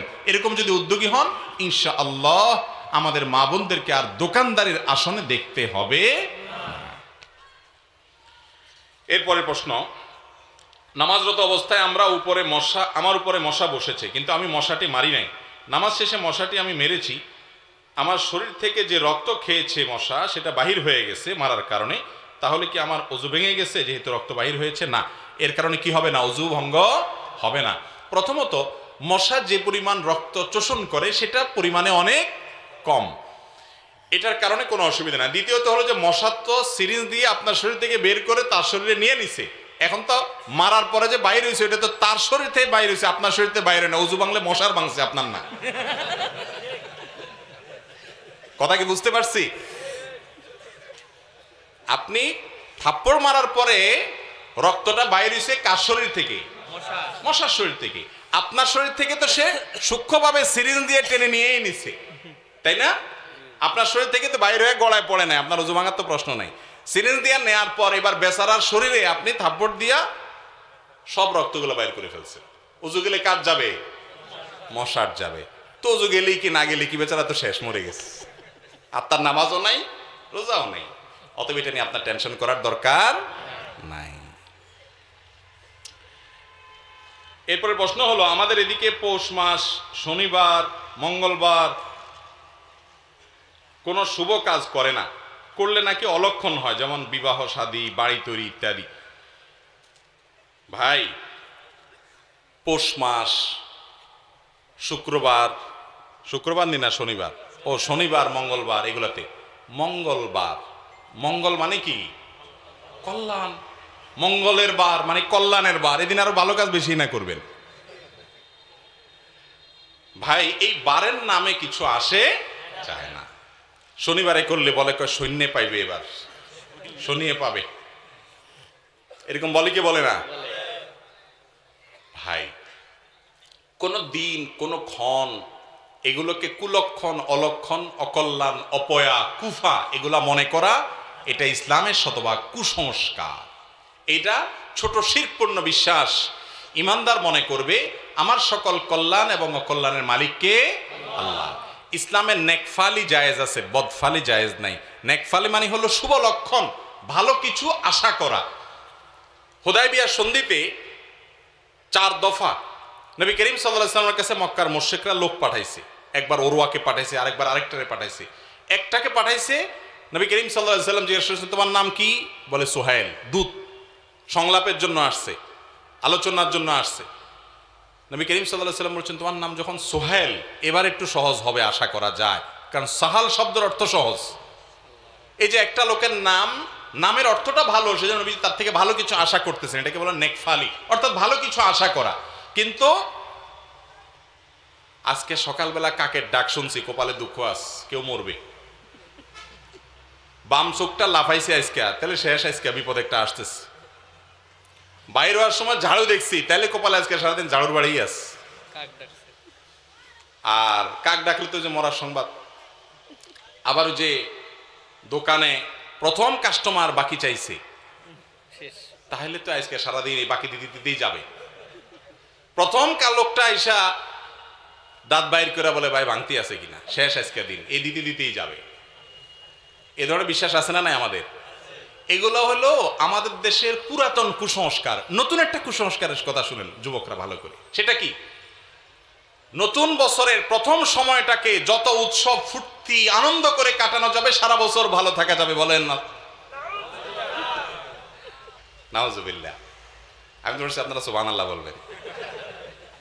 দেখেন, বাপ চাচারা যে সমস্ত কুসংস্কার আগে ধারণ করে আসছে, এখনকার তরুণ শিক্ষিত যুবকরা তারা ওই সে পেগানদের কথা শুনে তারা মনে করে রাত 12টা 1 মিনিট জায়গায় বসে আছে। বেটা ফজর নামাজ পড়ে নাই কোনোদিন, আল্লাহ জানে পড়ছে কিনা। সেই বেটা বসে আছে রাত 12টা 1 মিনিটে। কিসের অপেক্ষা? নতুন বছর আসবে, আসলে উনি একটু আতশবাজি করে ফুর্তি করবে। তো ফুর্তি করলে কি হবে? সারা বছর ভালো থাকবে। এটা কুসংস্কার না? কুসংস্কার না? যদি নতুন বছরের প্রথম প্রহরে খুশি হলে সারা বছর খুশি থাকা যাইতো, তাহলে এদেশের গরিব দুঃখী যত আছে এদের সবাই একটা করে 50 টাকার ফানুস কিনে দিয়া বলতো যে এই দিন ফানুসের সাথে ঝুলতে থাকবে, এটা সারা বছর সুখে থাকবি। এর চাইতে হাস্যকর কিছু আর আছে? কিন্তু কিভাবে আমাদের শিক্ষিত যুবকরা এগুলা করে? এগুলাকে বর্জন করবেন তো ইনশাআল্লাহ? এগুলো আমাদের আদর্শ না, এগুলো অগ্নিপূজকদের আদর্শ। ঈমান যাবে এগুলোর কারণে। কল্যাণ ও কল্যাণের মালিক কে? আল্লাহ। ফানুসের আগুনে কোনো ব্যবসায়ীর ব্যবসা ধ্বংস করে দিবেন, আরেকজনের বাড়িতে আগুন লাগাই দিবেন। প্রথম আলোর রিপোর্ট অনুযায়ী আপনার একটা শিশু পর্যন্ত মারা গেছে বিকট শব্দের কারণে। আপনি মানুষকে কষ্ট দিবেন, বিকট আওয়াজে মানুষ ঘুমাইতে পারবে না, আর অর্থ অপচয় করবেন। এটা কোনো সভ্য সমাজের কালচার হতে পারে না। এই কালচারকে আমাদের সমাজে আমরা হতে দিতে পারি না। আমরা বোঝাবো, মানুষকে সচেতন করব, ঠিক আছে না ইনশাআল্লাহ? সবাই সচেতন করবেন তো ইনশাআল্লাহ? অতএব এই সমস্ত কুসংস্কার বিশ্বাস করা যাবে না। আমি শেয়ার বাজারে ব্যবসা করি, কিন্তু এই ব্যবসা হালাল হবে নাকি হারাম হবে আমি জানি না, একটু বুঝিয়ে বলবেন। দেখুন, শেয়ার বাজারের ব্যবসা মৌলিকভাবে জায়েজ আছে। মৌলিকভাবে কি আছে? জায়েজ আছে। দেখতে হবে আপনি কোন কোম্পানির শেয়ার কিনছেন। যেই কোম্পানির শেয়ার কিনছেন সেই কোম্পানির যদি ব্যবসাটা হালাল থাকে, ব্যবসার ভিতরে কোনো হারাম কিছু না থাকে, তাহলে সেই কোম্পানির ব্যবসার শেয়ার কেনা মানে হলো কোম্পানির পার্টনার হওয়া। এটাতে দোষের কোনো কিছু নাই মৌলিকভাবে। ধরেন একটা কোম্পানি ইলেকট্রিক্যাল আইটেমের প্রোডাক্ট আবিষ্কার করে, উৎপাদন করে, ঔষধ উৎপাদন করে একটা কোম্পানি। আপনি সেই কোম্পানির শেয়ার কিনলেন, তাহলে তারা তো হারাম কিছু উৎপাদন করতেছে না, ভালো কিছু করতেছে। তো সেই কোম্পানির শেয়ার কিনছেন, তাদের ব্যবসার মৌলিক পলিসিতে হারাম তেমন কিছু নাই, আপনি সেই শেয়ার কিনতে পারবেন। আর এই মাসআলা হলো শেয়ার ব্যবসা যখন সাধারণ পরিস্থিতি থাকবে। আমাদের দেশে শেয়ার ব্যবসা নিয়ে, শেয়ার ব্যবসা সম্পর্কিত, শেয়ার বাজার সম্পর্কিত যারা বিশেষজ্ঞ এই বিষয়ে, যারা পণ্ডিত, তারাই বলেন এটা নাকি জুয়া। তো এরকম যদি জুয়া টাইপ কিছু হয় তাহলে সেটা তো জায়েজ হওয়ার কারণ নাই। আমি সাধারণ যদি শেয়ার ব্যবসা হয় সেটার কথা বলেছি। সেটাতে যদি ব্যবসাটা হালাল হয়, সে শেয়ার ব্যবসা, সে কোম্পানির শেয়ার কেনাও জায়েজ, বেচাও জায়েজ। যে কোম্পানির ব্যবসা হারাম অথবা ব্যবসাতে হারাম কিছু আছে, সরাসরি হারামের সাথে সংশ্লেষ আছে, সেটার ব্যবসা, সেটার শেয়ার কেনাও জায়েজ নাই, বেচাও জায়েজ নাই। যারা পরের হক মেরে খায় তাদের ইবাদত কতটুকু কবুল হবে, এ বিষয়ে যদি কিছু ব্যাখ্যা জানাতেন। ভাই, পরের হক যদি কেউ মেরে খায় আর এই লোক ইবাদত বন্দেগী করে, ইবাদত বন্দেগীতে তার আমল নামা কিন্তু বাড়তে থাকবে। কোরআন হাদিসে কোথাও নাই যে পরের হক মারলে তার ইবাদত আমল নামা যুক্ত হবে না, এরকম কথা কোথাও নাই। আপনি পরের হক মারেন, অন্যের সম্পদ আইল ঠেলেন, অন্যের টাকা মেরে দেন, অন্যের টাকা আত্মসাৎ করেন, গম চুরি, টিন চুরি করেন, অন্য আরো কিছু চুরি করেন, করে আপনি অর্থ আত্মসাৎ করতে থাকেন। আপনি একটা বিষয় নিশ্চিত থাকেন, আপনার আমল নামাতে নেকামল যেগুলা করবেন, ইবাদতবন্দি করবেন, এগুলার সওয়াব লেখা হবে। আপনি হারাম কাজ করছেন দেখে এগুলো লেখা হবে না, এরকম কিছু কোরআন হাদিসে আসছে বলে আমার জানা নাই। সব লেখা হবে, কিন্তু সমস্যা হলো কি জানেন? সমস্যা হলো হাদিসে আসছে, নবী সাল্লাল্লাহু আলাইহি ওয়াসাল্লাম বলেছেন, আতাদরুনা মানিল মুফলিস, তোমরা কি জানো আসল ভিখারিকে? সাহাবীরা বলছেন যে আল মুফলিসু ফিনা মাল্লা দিনারা ওয়ালা দিরহামা। ইয়া রাসূলুল্লাহ, আমাদের মধ্যে গরিব মানুষ হলো যার পয়সা কড়ি নাই। নবীজি বলেছেন, আরে না, এই মুফলিসের কথা বলি নাই। আসল মুফলিস হলো সেই লোক, যেই লোক দুনিয়াতে মানুষের সম্পদ আত্মসাৎ করেছে, অন্যের জমির আইল ঠেলেছে, চুরি করে সম্পদ নিয়ে এসেছে, হাওলাত নিয়েছে আর দেয় নাই, বাকি নিয়েছে আর দোকানের সামনে দিয়ে যায় নাই, বিভিন্নভাবে মানুষের সম্পদ নষ্ট করেছে, বোনের হক দেয় নাই বাপের সম্পদে, মায়ের সম্পদে, ফুফুর হক দেয় নাই দাদার সম্পদে, বিভিন্নভাবে ভাইয়ের হক দেয় নাই, ভাতিজার হক মেরে দিয়েছে, মানুষকে মেরে কেটে খায়। আবার অনেক আমলও করেছে, মাশাআল্লাহ মাহফিলে 2 লাখ দিছে, হুজুর বলে হাজী সাহেবকে আল্লাহ জান্নাত দিয়ে দেন, বলেন সুবহানাল্লাহ, সবাই বলে আমিন। তো এরকম লোক যেগুলো আছে তাদের আমল নামার পাহাড় নিয়ে কিয়ামতের দিন উঠবে, মোচে তেল দিতে দিতে যাবে, যা আজ জান্নাত ঠেকায় কে, এত কোরআন খতম, এত মাহফিল, এত হুজুরে খাওয়াইছি, এত মসজিদে দিছি, এত কোরআন শরীফ কিনে দিছি। হুজুর যত আছে দেশে এমন কোনো হুজুর নাই আমার এলাকাতে গ্রামে যেগুলোর পেটে আমার খানা নাই, সবার পেটে খানা আছে, সব গরিবের পেটে খানা। কত দান সদকা করছি, আর কোরআন তেলাওয়াত, শুধু দান সদকা নাকি, হজ, উমরা, জিকির, আজকার, তাহাজ্জুদ, কপালে সিল, কত আমল করছি মাশাআল্লাহ। মোসে তাও দিতে দিতে যাবে জান্নাত সামনে কত দূর কে জানে। আল্লাহ রাব্বুল আলামিন হাদিসে আসছে ওই জায়গায় যখন ওই লোক আমলের পাহাড় নিয়ে যাবে, কিন্তু ওই যে মানুষের হক মারছে আবার সাথে ইবাদতও করছে, আমলের পাহাড় নিয়ে যাবে, তখন আল্লাহর কাছে কিছু লোক এসে ঘিরে ধরবে তাকে, ঘিরে ধরে বলবে, আল্লাহ এই যে লোক ইয়া বড় হাজী সাহেব, গাজী সাহেব, শেখ সাহেব, মুফতি সাহেব, মালানা সাহেব, সভাপতি সাহেব, সেক্রেটারি সাহেব, কেশিয়ার সাহেব, সদস্য সাহেব, কমিটি সাহেব, অমুক সাহেব, তমুক সাহেব, এই সাহেব অনেক আমল করছে আল্লাহ, সব ঠিক আছে, মাগার আল্লাহ আমি একজন রিকশাওয়ালা ছিলাম, অন্যায়ভাবে আমাকে একদিন একটা থাপ্পড় দিছে, ভাড়াটা দেয় নাই, আমি তো দুনিয়াতে আর জোর করে আদায় করতে পারি নাই, ক্ষমতা ছিল না, তুমি তো আহকামুল হাকিমিন, তুমি তো সকল বিচারকদের শ্রেষ্ঠ বিচারক, তোমার তো ফামাই ইয়ামাল মিসকালা যাররাতিন শাররান ইয়ারা, চুল পরিমাণ খারাপ কিছু করলেও তুমি তার বিচার করার কথা, আমি আজকে বিচার চাই। আল্লাহ বলবেন এখন তো আর টাকা ফেরত দেওয়ার সুযোগ নাই, ঠিক আছে আমল যেগুলা কষ্ট করে নিয়ে আসছো ওখান থেকে তাকে কিছু দিয়ে মামলা নিষ্পত্তি করে দিবেন, যাও তুমি চলে যাও। আরেকজন আসবে, আরেকজন আসবে, আরেকজন আসবে, আরেকজন এসে বলবে আমার আইল ঠেলছে আল্লাহ, আমি জানতাম না। আরেকজন বলবে আল্লাহ আমার লাউটা চুরি করে নিয়ে গেছে। আরেকজন বলবে আল্লাহ দোকান থেকে বাঁচি নিয়ে আর দ্বারের কাছে হাঁটে নাই। আরেকজন বলবে আল্লাহ বিচারের নাম দিয়ে আমার কাছ থেকে টাকা নিয়ে বিচার করছে, নেতা ছিল এলাকার। এক একজন এক এক মামলার আসামি, মামলার বাদীরা আসবে, আল্লাহ তাআলা সবাইকে তার দাবি অনুযায়ী, যদি প্রমাণ সত্য হয়, কেউ তার মিথ্যা সেদিন বলবে না, সব দিয়া বিচার করবেন, তার আমল সব শেষ হয়ে যাবে, দেনাদার তখনও, পাওনাদার তখনও থাকবে, এবার তো আমল শেষ, কি দিয়ে দিবে, এবার তাদের পাপের বোঝা দিতে থাকবে, যে তুমি তার হক না কষ্ট, তারপর বোঝা নাও। এখন নিতে নিতে নিতে নিতে আমলের সব শেষ হইয়া পাপের বোঝা নিয়া তারপর সে জাহান্নামে নিক্ষিপ্ত হবে। তাহলে অন্যের হক আত্মসাৎ করে, মানুষের হক নষ্ট করে, মানুষকে কষ্ট দিয়ে, মানুষের প্রতি অবিচার করে, আমলের পাহাড় আর ইবাদতের পাহাড় করে কোনো লাভ হবে? আল্লাহ আমাদেরকে বুঝার তৌফিক দান করুন। আমল খুব বেশি দরকার নাই বাবারে, ফরজ মেন আমলগুলা করেন, কোনো মানুষের হক নষ্ট করিয়েন না, আপনি নিশ্চিন্ত থাকেন আপনি জান্নাতে যাবেন ইনশাআল্লাহ। এরপরে প্রশ্ন, যদি কোনো স্ত্রী নামাজ না পড়ে তাহলে তাকে বুঝাতে হবে, তবুও যদি নামাজ না পড়ে তাহলে তার সাথে কেমন আচরণ করতে হবে? ভাই, স্বামী স্ত্রীর সম্পর্কটা এত সুনিবিড় যে আসলে এখানে আবদারের জায়গাটা বেশি। কিছু অমানুষ স্বামী, কিছু অমানুষ স্ত্রী আছে, তাদের কথা ব্যতিক্রম।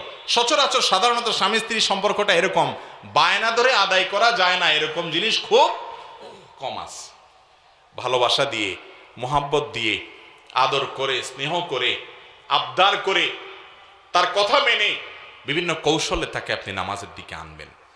যদি কোনোভাবেই দেখেন না একেবারে অন্তর্মহর মারা হয়ে গেছে, আপনি শাসন করবেন, রাগ করবেন, কথা বন্ধ করবেন সীমিত সময়ের জন্য, বিছানা পৃথক করবেন, এরপরে না হলে দুই পরিবারের মুরব্বীদেরকে নিয়ে বসাবেন, বসায় আর জবরদস্তি তাকে বলবেন যে আমি বেনামাজির ঘর করতে পারি না, আমার সন্তান পরবর্তী বংশধর নষ্ট হবে, সেরকম হলে প্রেসার দিবেন।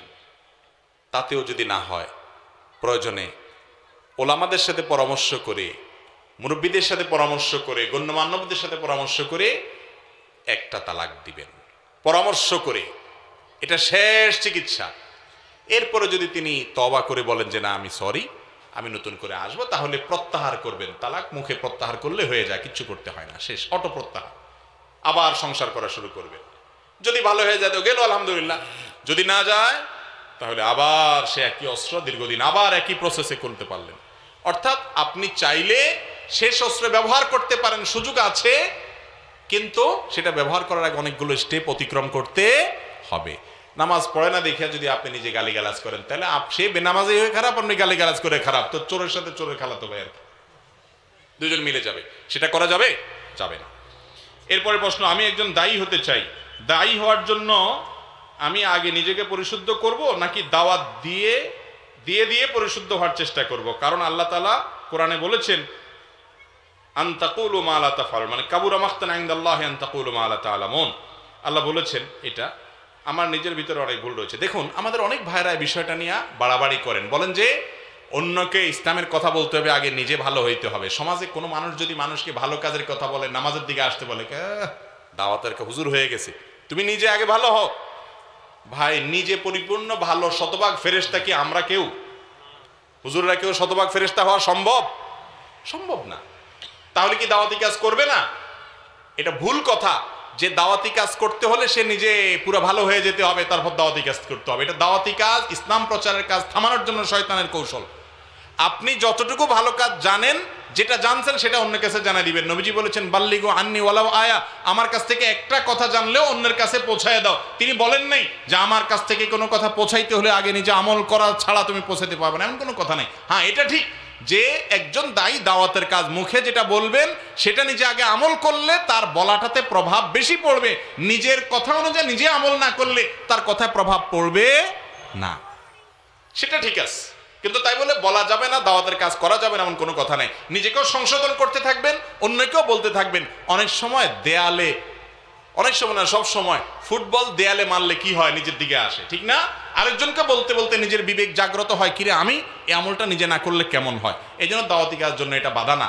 যে আয়াত আপনি প্রমাণ দিচ্ছেন, এই আয়াত দিয়ে অনেকে প্রমাণ দেয়, কাবুরা মাকতান ইনদাল্লাহি আন তাকুলু মা লা তাফআলুন। আরেক আয়াতে আল্লাহ বলেছেন লিমা তাকুলুনা মা লা তাফআলুন। এই আয়াতে যেটা বোঝানো হয়েছে সেটা ভিন্ন জিনিস। সেটা কি? সেটা হলো একটা কথা বললো, ওয়াদা করলো, কিন্তু সেটা পূরণ করলো না। এই কথা আল্লাহ তাআলা বলেছেন এটা অনেক বড় অপরাধ আল্লাহর কাছে, যে তুমি এমন কথা বলো যেটা তুমি নিজেই জানো সেটা তুমি বাস্তবায়ন করবা না। অর্থাৎ মানুষের সঙ্গে ওয়াদা করো কিন্তু তুমি সেটা পূরণ করবা না, সেটা করতে আল্লাহ তাআলা নিষেধ করেছেন। দাওয়াতি কাজের কথা এখানে বলা হয় না, মিথ্যা প্রতিশ্রুতির কথা বলা হয়েছে। বাথরুমে ওযু করা জায়েজ আছে কি? ভাই, বাথরুমের ওযু নিয়ে অনেকে প্রশ্ন করেন। বাথরুমে যদি ওযু করেন, ওযু হয়ে যাবে। উত্তম হলো যে বাথরুমে কমোড আর বেসিন বা আপনার ওই টেপের মধ্যে মাঝখানে কোনো পার্টিশন নাই, সেখানে ওযু না করে বাইরে ওযু করাটা হলো উত্তম। ভিতরে করলে ওযু হয়ে যাবে, কিন্তু বাইরে করাটা উত্তম। কেন? কারণ ওযুতে বিসমিল্লাহ বলতে হয়, আর বাথরুমের ভিতরে নাপাক জায়গাতে আল্লাহর নাম নেওয়া এটা মাকরুহ। সেই জন্য বাহিরে ওযু করা উত্তম। একটা বুদ্ধি আছে যে বাহিরে কোনো টেপ বা বেসিন থাকলে বিসমিল্লাহ বলে হাতটা ধুয়ে শুরুটা করে দিলেন, এরপর বাকি কাজগুলো ভিতরে যায় করলেন, সেটা করা যেতে পারে। আর যদি বাথরুমের ভিতরেই করেন তাহলে মনে মনে বিসমিল্লাহ বলবেন, বলে ওযু করবেন, ওযু হয়ে যাবে, কোনো অসুবিধা নাই। একটা পরিবারের ছেলে নিজের ইচ্ছা বিয়ে করার ফলে তার বাবা ও ভাইয়েরা মিলে সে ছেলেকে বাবার সম্পত্তি থেকে ত্যায্য পুত্র করে, কিন্তু বাবার মৃত্যুর আগে বাকি ছেলেদেরকে ওসিয়ত করে গেছে তার সম্পত্তি যেন তাকে ফেরত দেন, কিন্তু তার ভাইরা সে সম্পত্তির অংশ দিতে ইচ্ছুক না। ইসলামী শরীয়তের সম্পর্কে কি বলে? খুব পরিষ্কারভাবে শুনে রাখেন। ত্যায্য পুত্র বলতে কোনো কিছু ইসলামী শরীয়তে নেই। ইসলামী শরীয়তে ইসলাম ত্যায্য পুত্র করাকে জায়েজ বলে না। ত্যায্য পুত্র মানে হলো যেই পুত্রকে ত্যাগ করা হয়েছে। তার মানে কি? বাপ বলে দিছে, এটার আইনি ভিত্তি থাকতে পারে, কিন্তু কোরআন হাদিসের আলোকে এটা গ্রহণযোগ্য কোনো কাজ না। আপনার সন্তান হিসাবে দুনিয়াতে কেউ এসেছে, সে যদি ইমানদার হয়, আপনিও মুসলমান, আপনার সম্পদে তার ভাগ আল্লাহ তাআলা অটোমেটিক দিয়ে দিয়েছেন। আপনি যদি বলে যান যে এই কাজের কারণে আমার ভালো লাগলো না, বা সন্তানের কোনো কারণে আমি নাখোশ হয়েছি, আমি তাকে ত্যায্য পুত্র করে দিলাম, সে আমার সম্পদ পাবে না, এই অধিকার বাপকে মাকে ইসলাম দেয় নাই, কিন্তু অনেক বাপ মায়ের কাজটা করে। তো প্রশ্নে যে কাজটা যেটা বলা হলো যে একজন বাবা তার সন্তানকে ত্যায্য পুত্র করার পর মৃত্যুর আগে আবার সেটা প্রত্যাহার করে নিয়েছেন, তিনি বলেছেন না তাকে সম্পদ দিও, এখন ভাইরা দিচ্ছে না। যদি ভাইরা না দেয় তাহলে একটু আগে প্রশ্ন উত্তরে যে কথাগুলো বললাম সেই কথাগুলো প্রযোজ্য হবে। এই ভাইদের অবস্থা হবে কিয়ামতের ময়দানে ওই ব্যক্তির মতো যে ব্যক্তি আমলের পাহাড় নিয়েও কিয়ামতের ময়দানে বান্দার হক নষ্ট করার কারণে ধরা খাবে। সে যদি ধরা খায় তাহলে আপনি ভাইয়ের হক নষ্ট করার কারণে যদি আমল না থাকে সেরকম, আপনি তো কত জোরে ধরা খাবেন এবং জাহান্নামে যাবেন। এটা অনেক বড় অপরাধ। কোনো ভাইকে বাপ ত্যায্য পুত্র করলেও বাপের সম্পদ থেকে বঞ্চিত করার অধিকার অন্য ভাইদের নাই, কারণ ত্যায্য পুত্র হওয়াটা ইসলাম সমর্থন করে না? বাপ হোক আর সন্তান হোক, স্বামী হোক আর স্ত্রী হোক, বন্ধু হোক আর আত্মীয় স্বজন হোক, কোনো ব্যক্তির সাথে 3 দিনের বেশি সম্পর্ক ছিন্ন করে চিরকালের ত্যাগ করে ত্যায্য করে তাকে থাকা জায়েজ নাই। ইসলাম এটাকে জায়েজ বলে না। ইসলাম মিলেমিশে থাকার কথা বলে। তার পাপের কারণে সে আল্লাহর কাছে জবাবদিহি করবে। আমি তাকে ত্যাগ করে থাকতে পারি না। সন্তান রক্ত সম্পর্কীয় আত্মীয়ের মধ্যে অন্যতম, অতএব তার সাথে চিরকালের জন্য সম্পর্ক ছিন্ন করা বাবার জন্য জায়েজ নাই। যেমন সন্তানের জন্য জায়েজ নাই বাবাকে ত্যাগ করা, ঠিক একইভাবে বাবার জন্য জায়েজ নাই, হালাল হবে না সন্তানকে কি করা? ত্যাগ করে থাকা। সে পাপ করে থাকলে সে আল্লাহর কাছে বুঝে বেড়াবে। আমি রাগ থাকতে পারে, ক্ষোভ থাকতে পারে, কষ্ট থাকতে পারে, চিরতরে তাকে বর্জন করতে পারি না। যতটুকু জানি গান বাজনা হারাম, কিন্তু এখানে প্রায় বিয়েতে গান বাজনা হয়। এখন শীতকালীন পিকনিকের নামে সারা রাত উচ্চ শব্দে গান বাজনা করা হয়। গান বাজনার ভয়াবহতা সম্পর্কে যদি বলতেন। ভাইরা আমার, আমাদের দেশে কিছু কিছু অসভ্যতা আছে, অসভ্যতা, যে অসভ্যতাগুলোর ব্যাপারে আমাদের বেশিরভাগ মানুষের বিবেক জাগ্রত হয় না। তার মধ্যে থেকে একটা হলো ডেক সেটে বড় বড় আপনার বক্স এনে হাই ভলিউমে গান বাজানো হয় বিয়ে উপলক্ষে, পিকনিকের নাম দিয়ে, বিভিন্ন আনন্দ অনুষ্ঠানের নাম দিয়ে। এই যে গান বাজানো হচ্ছে, এই গান বাজানোর ফলে আশেপাশে মানুষের ঘুম হারাম হচ্ছে, মোবাইলে কথা বলতে পারছে না, বাচ্চাদের কষ্ট হচ্ছে, হার্টের রোগীদের কষ্ট হচ্ছে। এই যে একটা ব্যাপার, মানুষের কষ্ট হচ্ছে, তারপরও আমি উল্লাস করছি। পশুরাও এত পশু হয় কিনা আমার সন্দেহ হয়। একটা সভ্য সমাজে এটা কখনো ঘটতে পারে না। যাদের আশেপাশে হয় বা আপনারা নিজেরা করেন, একটু নিজের বিবেকটাকে জিজ্ঞাসা করেন। ডেক সেটের আওয়াজে আপনি আকাশ পাতাল ভারী করে তুলছেন, আপনার মনে অনেক সুখ আছে, উলাল আছে, আপনি লাফাচ্ছেন, লাফান, ভালো কথা। আপনার এই আওয়াজ যে আশেপাশে যাচ্ছে, সবাই কি আপনার সাথে উলাল করতেছে? কারোর মনে বেদনা থাকতে পারে না? কারোর মনে কষ্ট থাকতে পারে না? তাহলে সবার জীবনটাকে অতিষ্ঠ করে দেওয়া, অস্থির করে দেওয়া, মানুষকে এইভাবে কষ্ট দেওয়া, এটা কোনো সভ্য মানুষের কাজ হতে পারে? কিন্তু এই অসভ্যতাটা আমাদের সমাজে গ্রামে গ্রামে, শহরে শহরে, বাড়িয়ে বাড়িয়ে, বিল্ডিংয়ে বিল্ডিং হয়। যুবক, তোমার বিয়ে উপলক্ষে যদি এই বড় বড় বক্স এনে, ব্যান্ড পার্টি এনে, হাই ভলিউমে গান বাজিয়ে আশপাশের মানুষের জীবনকে অতিষ্ঠ করো, মানুষকে কষ্ট দাও, তোমার বিবাহে, তোমাদের দাম্পত্য জীবনে সুখ হবে না, সুখ হবে না, সুখ হবে না, আল্লাহর গজব আসবে, কারণ মানুষের বদদোয়া সেখানে আসে। নিজের বিবেককে একটু জিজ্ঞাসা করেন, এত বড় বর্বরতা, অসভ্যতা কিভাবে আমি করতে পারি? আপনার গান শুনতে মনে চাইছে, আপনি গান শুনতে শুনতে জাহান্নামে চলে যান, আপনারা কে নিষেধ করছে? আপনি আমাকে শুনতে বাধ্য করার এখতিয়ার আছে আপনার? শুধু গান নয়, ইসলামের কথাও জোর করে হাই ভলিউমে আশপাশের লোকদের ঘুম হারাম করে শোনানো জায়েজ নাই। মাইকের যে আওয়াজ হয়ে থাকে ওয়াজ মাহফিলের, আমরা সব সময় বলি আলহামদুলিল্লাহ বাংলাদেশে ওয়াজ মাহফিলে গুণগত পরিবর্তন আমরা দেখতে পাচ্ছি, যে মাইক প্যান্ডেলের ভেতরে সীমাবদ্ধ রাখা হচ্ছে, প্যান্ডেলের বাইরে সীমিত পরিসরে এমন জায়গা দেওয়া হচ্ছে যে মানুষের জীবনযাত্রা ব্যাহত হবে এরকম না, যারা চায় তারা শুনতে পারবে, এরকম পর্যায়ের ব্যবস্থাপনা হচ্ছে। আমরাও নির্দেশনা দিচ্ছি। এমনকি ইসলামের নাম দিয়েও যদি এরকম করে সেটা গুনাহের কথা। অনেক লোক দেখবেন বাসে যাচ্ছে কোথাও, আর জাকানাকা গান মোবাইলে চালাই দিচ্ছে, আশেপাশে বেচারা কেউ গান শুনবে না কেউ ওয়াজ শুনবে, নাকি সে একটু ঘুমাবে না অন্য কিছু চিন্তা করবে না, মোবাইলে কথা বলবে, সব দেখা দেখি নাই। এই যে আরেকজনকে কষ্ট দিচ্ছেন, এটা কোনো সভ্য ভদ্র মানুষের কাজ হতে, এটা কোনো মুসলমানের কাজ হতে পারে না। নবী করিম সাল্লাল্লাহু আলাইহি সাল্লামের মসজিদে একবার এক লোক জোরে কোরআন তেলাওয়াত করছে, তিনি এতে কাফে।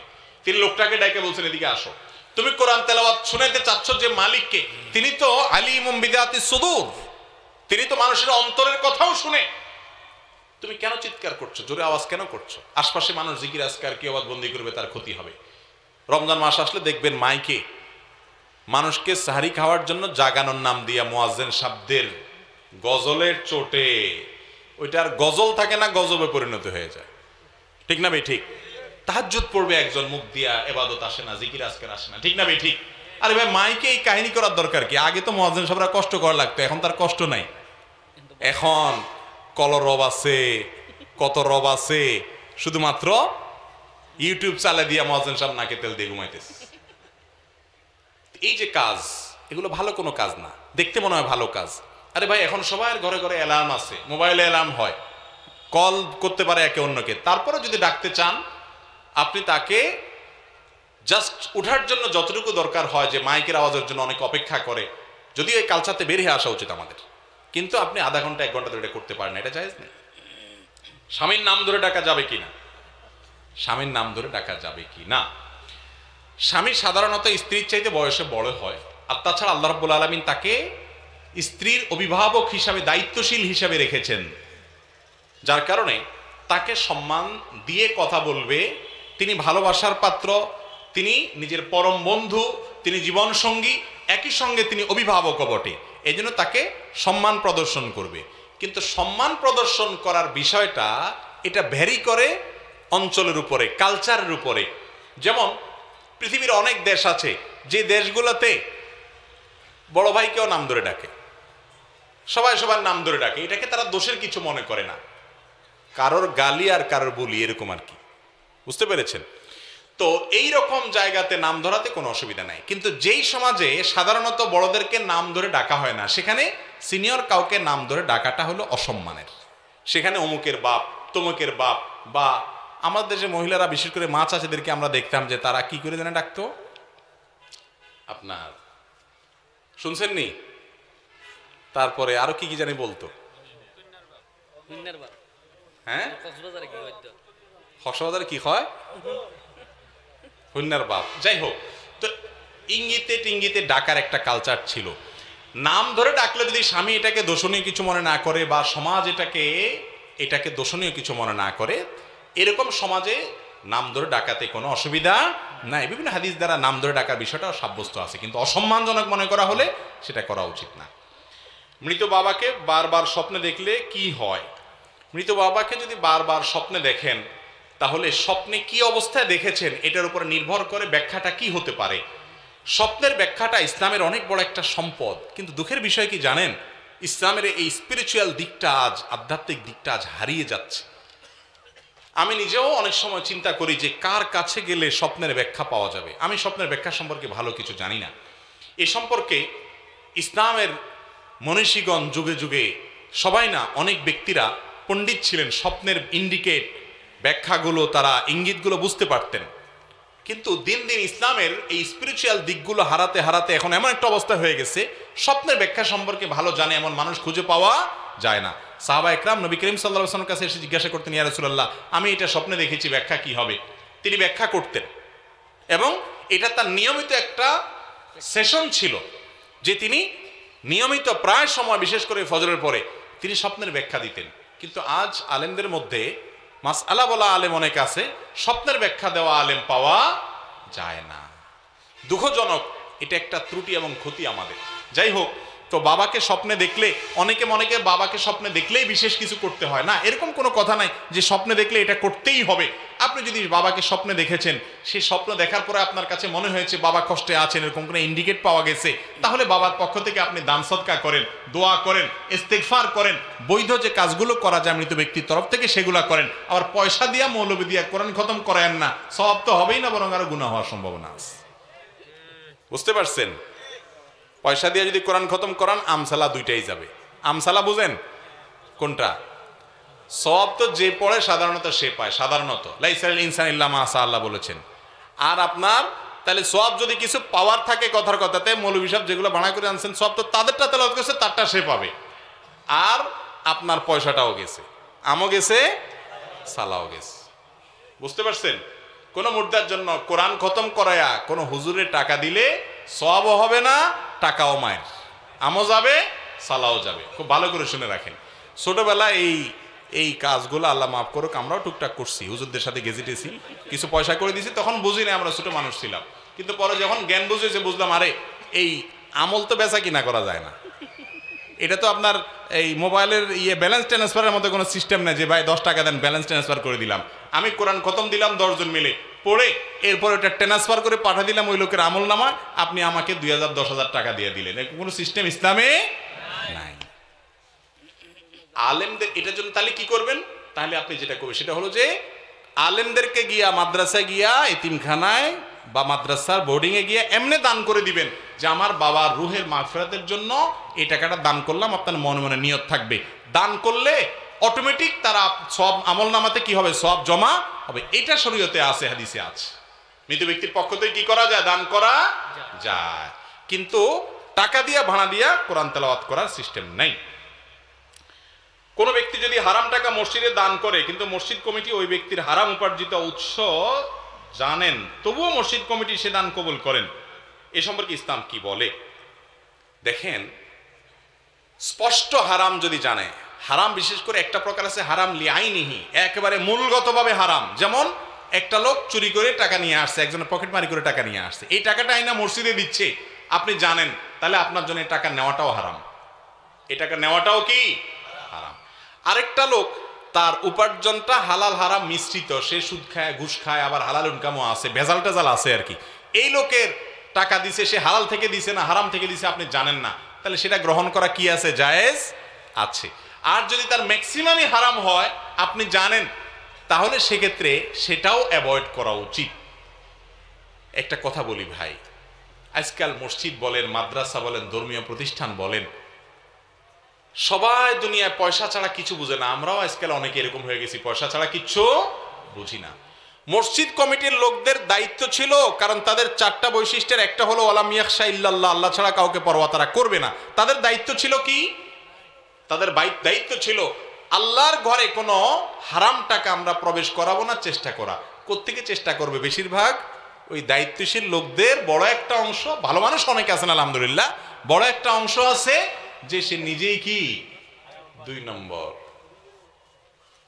আবার সবাই না, আল্লাহর ঘরের খেদমত করেন, কমিটির দায়িত্বে আছেন, বহু হাজার লাখ ভালো মানুষ আছে আলহামদুলিল্লাহ আমাদের দেশে।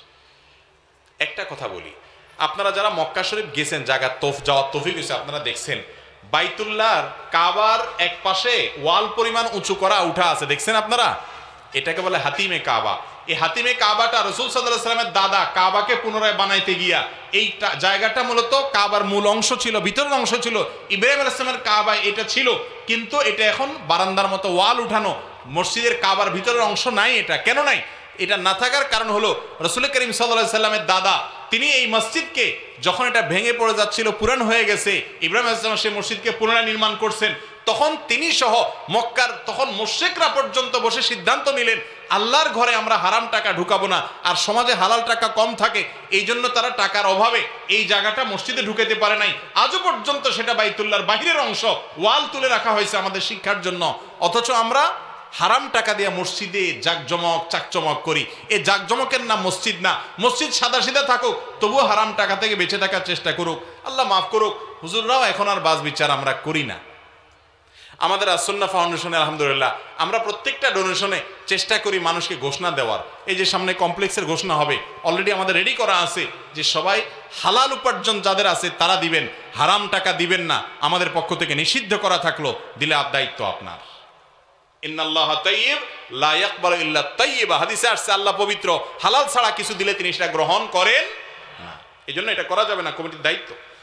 ওযুবিহীন আজান দেয়া যাবে কিনা নিজে জানা সত্ত্বেও, দেখেন আজান এমনি বিশুদ্ধ হওয়ার জন্য, আজান দিলে আজান হয়ে যাবে এইটার জন্য অজু শর্ত না। অজু ছাড়া আজান দিলে আজান হয়ে যাবে, কিন্তু বেশিরভাগ উলামাদের মতে আজান অজু ছাড়া যদি দেয় তাহলে সেক্ষেত্রে সেটা মাকরুহ, অনুচিত কাজ, দিলে আজান হয়ে যাবে। অনেক মুয়াজ্জিন আছে অলসতা করে, চাকরি বাঁচানোর জন্য টাইম হয়ে গেছে, উজু করতে গেলে দেরি হয়ে যাবে, আজানটা আগে দিয়ে দিয়ে এরপর উজু করি। অনেক ভাইরা আছেন, আল্লাহ মাফ করুক, এটা করা উচিত না, এটাকে অভ্যাস বানিয়ে রাখা উচিত না। বাবা মা পাত্রী দেখে পছন্দ করেছেন, ছেলের পাত্র পছন্দ না হলে করণীয় কি? ভাই, বাবা মা পাত্রী নির্বাচনের ক্ষেত্রে সহযোগিতা করবেন, বিশেষ করে বিচক্ষণতার দিকগুলা, বুদ্ধিমত্তার দিকগুলা, অন্যান্য দিকগুলা দেখবেন। দেখতে ভালো লাগে কি লাগে না এই সিদ্ধান্ত নেয়ার এখতিয়ার কার? ছেলের, পাত্রের। বাবা মা হেল্প করতে পারে, মা বলতে পারে যে দেখো এরকম এরকম এরকম করতে পারে, কিন্তু বাধ্য করার অধিকার নাই। আমাদের দেশে তো এখন পাত্রী দেখা না, এটা মনে হয় যে বাজারে কোরবানির গরু দেখা। সবাই দেখে, পাত্রর কোনো বেল নেই, পাত্রর বোনের জামাইও দেখে, আছে না নাই? এর মতো অসভ্যতা আর কি হতে পারে বলেন? খুব খারাপ কাজ। আরে ভাই, বিয়ে যে করবে সে দেখবে, তার পরিবারের মেয়েরা দেখবে, এমনকি পাত্রের বাপও দেখবে না, দেখবে শুধুমাত্র একজন পুরুষ, সে কে? যিনি বিয়ে করবেন তিনি। আর তার পক্ষ থেকে তার মা, বোন, ভাবি তারা দেখতে পারে ভেতরে যে। কিন্তু কোনো পুরুষ দেখতে পারে না, জায়েজ না, এটা গুনাহ। এখন মুশকিল হলো আজকাল কোনো ছেলে যদি বাপরে বলে, আব্বা এখন বিয়ের সিদ্ধান্ত নিয়েছেন, হুজুর বলছে যে আপনার জন্য দেখা জায়েজ হবে না, আপনি এখানে বসেন, আমি দেখে আসতেছি। বলবে যে বেয়াদব, বিয়ের আগেই অবস্থা রে বাবা, এই মেয়ে বিয়ে করার পরে জানে তুই আর কত মাসালা বাইর করস, ঠিক না ভাই? ঠিক। ওই বেচারার পিঠে মায়েরই পড়বে, শুধু একটাও নিচে পড়বে না। মুরব্বী বুঝতেছেন না, সেজন্য তখন মুরব্বীরে বলবেন, বাবা বিয়েটা হয়ে গেলে তোমার পুত্রবধূ তুমি দেখতে পারবা, তোমার জন্য সে মাহরাম হয়ে যাবে, কিন্তু বিয়ে হওয়ার আগ পর্যন্ত তোমার জন্য দেখা শরীয়ত জায়েজ করে না। আমরা ইসলাম বুঝি না, যার কারণে এই সমস্যা হয়েছে। মুরব্বীরা এগুলো বোঝার চেষ্টা করবেন তো ইনশাল্লাহ। যদি ছেলের বাপই দেখতে না পারে, তাহলে বোনের জামাই ওই বেটারে বলবেন যে তুমি তো ওই বাড়ির সামনে বসে থাকো, চাচা মিয়ারে তো সামনের রুমে বসায় রাখবেন, আর বোনের জামাইরে কোথায় রাখবেন? খবরদার, তুমি ডেঞ্জারাস, তুমি বাড়ির সামনে ওই দোকানে বসে থাকো। তার ওখানে দোকানে চায়ের অর্ডার দিয়ে আপনি ভিতরে মেয়ে দেখতে আসবেন। ওই বেচারা চাটা ফালা দিয়ে চলে যাবে, বলবে এই শালার মেয়ে দেখতে আমি যাব না। কত খারাপ! আমাদের সমাজে ভালো হইতে চাইলে তাকে আমরা খারাপ বলি, ঠিক না বে ঠিক? যুবকরা হিম্মত করতে হবে, আর মুরব্বীরা সহযোগিতা করতে হবে। এক্ষেত্রে ভুল বোঝাবুঝি চলবে না। ইসলাম না বোঝার কারণে আমাদের এগুলো হয়েছে, গুনাহ।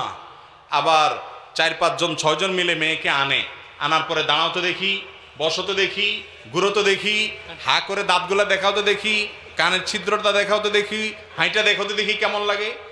মনে হচ্ছে গরু কিনতে গেছে।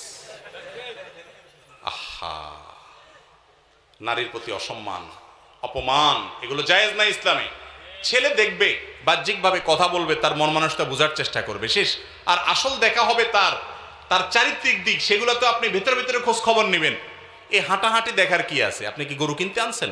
অনেক মেয়েকে এভাবে অপমান করা হয়, অপদস্থ করা হয়। এই অসভ্যতার বিরুদ্ধে আমাদেরকে দাঁড়াতে হবে ইনশাআল্লাহ। চেষ্টা করবেন তো যুবকরা ইনশাআল্লাহ, আর মুরব্বীরা সহযোগিতা করবেন। আল্লাহ আমাদের তৌফিক দান করুন। ইয়ান ঠিক কইন দে অনেক প্রশ্ন ব্যাকগ্রাউন্ড উত্তর দিতে গেলেও বা আজি ফজর পর্যন্ত হতা কম পড়িব। আজি আর এডে তাই ওয়াজ ব্যাগিন আজ ঘুরিয়ে ফেলে, কাল ফোনন্ন ফুরিব, আগামী বছর ওয়াজ ফোনন্ন ফুরিব, আগামী বছর দাওয়াত ন দিবেন ওনারা। তাহলে প্রশ্ন বাইগুন থাক, আগামী বছর ইনশাল্লাহ উত্তর দিম দে, কারণ 12টা বাজে গিয়ে এত রাত পর্যন্ত ওয়াজ করান ঠিক না। ফজর নষ্ট ফর্ম পড়িব দে, তা কাজই এই পর্যন্ত নাকি? আল্লাহ তাআলা আমরা যা শুনলাম মানলাম। জরুরি কিছু আছে আর শেখ? খুব ইমার্জেন্সি কিছু আছে কিনা? আচ্ছা, একটা প্রশ্ন আছে, এটা শেষ করি। শেখ মাসলা মাসাইলের ক্ষেত্রে ডক্টর আব্দুল্লাহ জাহাঙ্গীর রহমাউল্লাহর বক্তব্যের উপর নির্ভর করি, যে কারণে অনেকে মধ্যমপন্থী বা সুবিধাবাদী বলে কটাক্ষ করে। মানহাজের ক্ষেত্রে কাদের উপর নির্ভর করা যায়? ভাইরে, আমাদের দেশে আপনি যদি কোনো এক দলের কোনো একটা গ্রুপের ওষুধ বা ট্যাবলেট না বেছেন, তাহলে আপনাকে পছন্দ কেউ করবে না। আপনি কোরআন হাদিসের কথা বলেন, ইসলামের কথা বলেন, ওলামাদের ইজ্জত করেন, সম্মান করেন, তাদের মতকে সম্মান করেন, হবে না। আপনাকে একটা গ্রুপে ঢুকতে হবে, এবং একটা গ্রুপে ঢুকে ওই গ্রুপের ক্যাম্পাস করতে হবে, তাহলে সেক্ষেত্রে আপনাকে মানুষ গ্রহণ করবে। ডক্টর আব্দুল্লাহ জাহাঙ্গীর রহমাহুল্লাহ তিনি কোরআন এবং হাদিসের বাইরে তার জীবনে কোনো কথার পথে মানুষকে সচরাচর আহ্বান করতেন। তো কোরআন হাদিসের দিকে আল্লাহর বান্দা আহ্বান করতেন। সেই আহ্বানটা যদি কারোর কাছে দোষণীয় মনে হয়, তাহলে বুঝতে হবে তার ট্রিটমেন্টের প্রয়োজন, তার চিকিৎসা প্রয়োজন, ঠিক না? ঠিক ভাইরে, সুবিধাবাদী, হ্যাঁ একটা কথা ঠিক বলছেন যে আব্দুল্লাহ জাহাঙ্গীর সাহেব রহমাল্লাহকে যারা মহব্বত করেন তাদেরকে কিছুটা সুবিধাবাদী মনে হয়। এ অর্থে সুবিধাবাদী মনে হয় যে তারা মুসলমানদের মধ্যে পারস্পরিক দ্বন্দ্ব কলহ যেন কম হয়, দূরত্ব যেন কমে, সেই চেষ্টাটা করে। এর মানে এই না যে হক বাতিলে গোড়া মানে আপনার মিশায় ফেলবেন, সেটা তো জায়েজ নাই। এর মানে হলো পরমত সহিষ্ণু থাকে তারা। এবং আব্দুল্লাহ জাহাঙ্গীর সাহেব রহমাউল্লাহ সারা জীবন এটা চর্চা করেছেন যে আমার মতটা আমি বলবো, কিন্তু ভিন্ন মতকে আমি আক্রমণ করব না। স্যার রহমাউল্লাহ বলতেন কত সুন্দর করে, আল্লাহু আকবার, বলতেন কোন লোক বেদাতে লিপ্ত আছে, বেদাতে লিপ্ত মানুষটা তোমার শত্রু নয়, তোমার বিপদগ্রস্ত ভাই। তোমার বিপদগ্রস্ত ভাই, সে বিপদে আছে, তাকে মায়া করে উদ্ধার করো পারলে, শত্রুতা করিও না, সে তোমার শত্রু না। কত মায়া ছিল। এখন আপনি যদি বলেন ও সুবিধাবাদী, আপনি বেদাতিদের কাছে ভালো থাকতে চাচ্ছেন, তাহলে এটা আপনি বলতে পারেন, আপনার বিবেকের কাছে আপনি প্রশ্ন রাখেন। আর ভাই সবচেয়ে বড় কথা হলো, কে সুবিধাবাদী কে ভালো মন্দ এ মানুষের চর্চা করতে করতে আপনি দুনিয়া থেকে গেলেন। আল্লাহকে জিজ্ঞাসা করবে যে আব্দুল্লাহ জাহাঙ্গীরের মানহাজ কি বলো তো দেখি, জিজ্ঞাসা করবে। কবরে ফেরেশতারা জিজ্ঞাসা করবে আহমদুল্লাহর মানহাজ কি বলো, এই সাইফুল্লাহর ভেজাল কি কি আছে বলো। আল্লাহ এরকম কোনো প্রশ্ন করবে? আল্লাহ বলবে তুমি কি নিয়ে আসছো, আপনি সেটা চিন্তা না করে মানুষকে নিয়ে চিন্তা করতেছেন, ইবলিস আপনাকে বিপদগামী করছে। হ্যাঁ অবশ্যই আপনার কাছে যদি মনে হয় এর আদর্শ সঠিক নয়, আপনি বর্জন করবেন, আপনি অবশ্যই সঠিকটা গ্রহণ করবেন। কিন্তু অযথা মানুষকে নিয়ে খোঁচাখুচি করা, অন্যকে নিয়ে আলটানো মন্তব্য করা, এটা কোনো ভালো মানুষের চরিত্র না, শয়তান যেগুলোতে আমাদেরকে ব্যস্ত করে রাখছে। ঠিক না ঠিক? আল্লাহ তাআলা আমাদেরকে কোরআন এবং হাদিস অনুযায়ী আমাদের জীবনকে চালানোর তৌফিক দান করুন। স্যার রহিমাল্লাহর প্রতি আল্লাহ রহম করেছেন, এমন রহম করেছেন যে স্যারকে আল্লাহ তাআলা সময় থাকতে নিয়ে গেছেন। আমি প্রায় চিন্তা করি যে স্যারকে আল্লাহ কত ভালোবাসতেন যে সময় থাকতে নিয়ে গেছেন। এত বছর যদি বেঁচে থাকতেন কি পরিমাণ লাগালাগি যে স্যারের পেছনে হইতো। আল্লাহ তাআলা আমাদেরকে যতদিন হায়াতে বেঁচে থাকাটা ভালো ততদিন বাঁচিয়ে রাখুন, যখন আমাদের চলে যাওয়াটা কল্যাণের তখন আল্লাহ আমাদেরকে দুনিয়া থেকে নিয়ে যান। জাযাকুমুল্লাহু খায়রা ওয়া আখিরু দাওয়ানা আলহামদুলিল্লাহি রাব্বিল আলামিন। যা শুনলাম সেটা অনুযায়ী আমল করব তো ইনশাআল্লাহ। আল্লাহ তাআলা আমাদের সবাইকে আমলের তৌফিক দান করুন। এত সুন্দর আয়োজন, এত সুন্দর মাহফিল যারা আয়োজন করেছেন, পরিশ্রম করেছেন, আল্লাহ তাআলা সবার পরিশ্রম কবুল করুন, সবার দানগুলোকে আল্লাহ তাআলা কবুল করুন। যারা দান করেছেন, সহযোগিতা করেছেন, বুদ্ধি দিয়েছেন, আল্লাহ তাআলা তাদের সবাইকে, তাদের আত্মীয় স্বজনকে এর জন্য উত্তম বিনিময় এবং সওয়াব দান করুন, বলুন আমিন। এবং অত্র এলাকার বিশেষ করে ময়মুরব্বী যারা বেঁচে আছেন তাদের নেক হায়াত আল্লাহ বাড়ায় দেন, যারা দুনিয়া থেকে গেছেন তাদেরকে আল্লাহ রাব্বুল আলামিন জান্নাতুল ফেরদৌসের মেহমান হিসেবে কবুল করুন। এবং যারা ভলান্টিয়ার ভাইরা কষ্ট করতেছেন, আল্লাহ তাআলা আমাদের সবাইকে হেদায়েতের আলো দ্বারা আলোকিত হওয়ার তৌফিক দান করুন, আমিন। জাযাকুমুল্লাহু খায়রা ওয়া আখিরু দাওয়ানা আলহামদুলিল্লাহি রাব্বিল আলামিন। মসজিদ থেকে উঠার দোয়া পড়েন, সুবহানাল্লাহি ওয়া বিহামদিহি সুবহানাকাল্লাহুম্মা ওয়া বিহামদিকা আশহাদু আল্লা ইলাহা ইল্লা আনতা আস্তাগফিরুকা ওয়া আতুবু ইলাইক।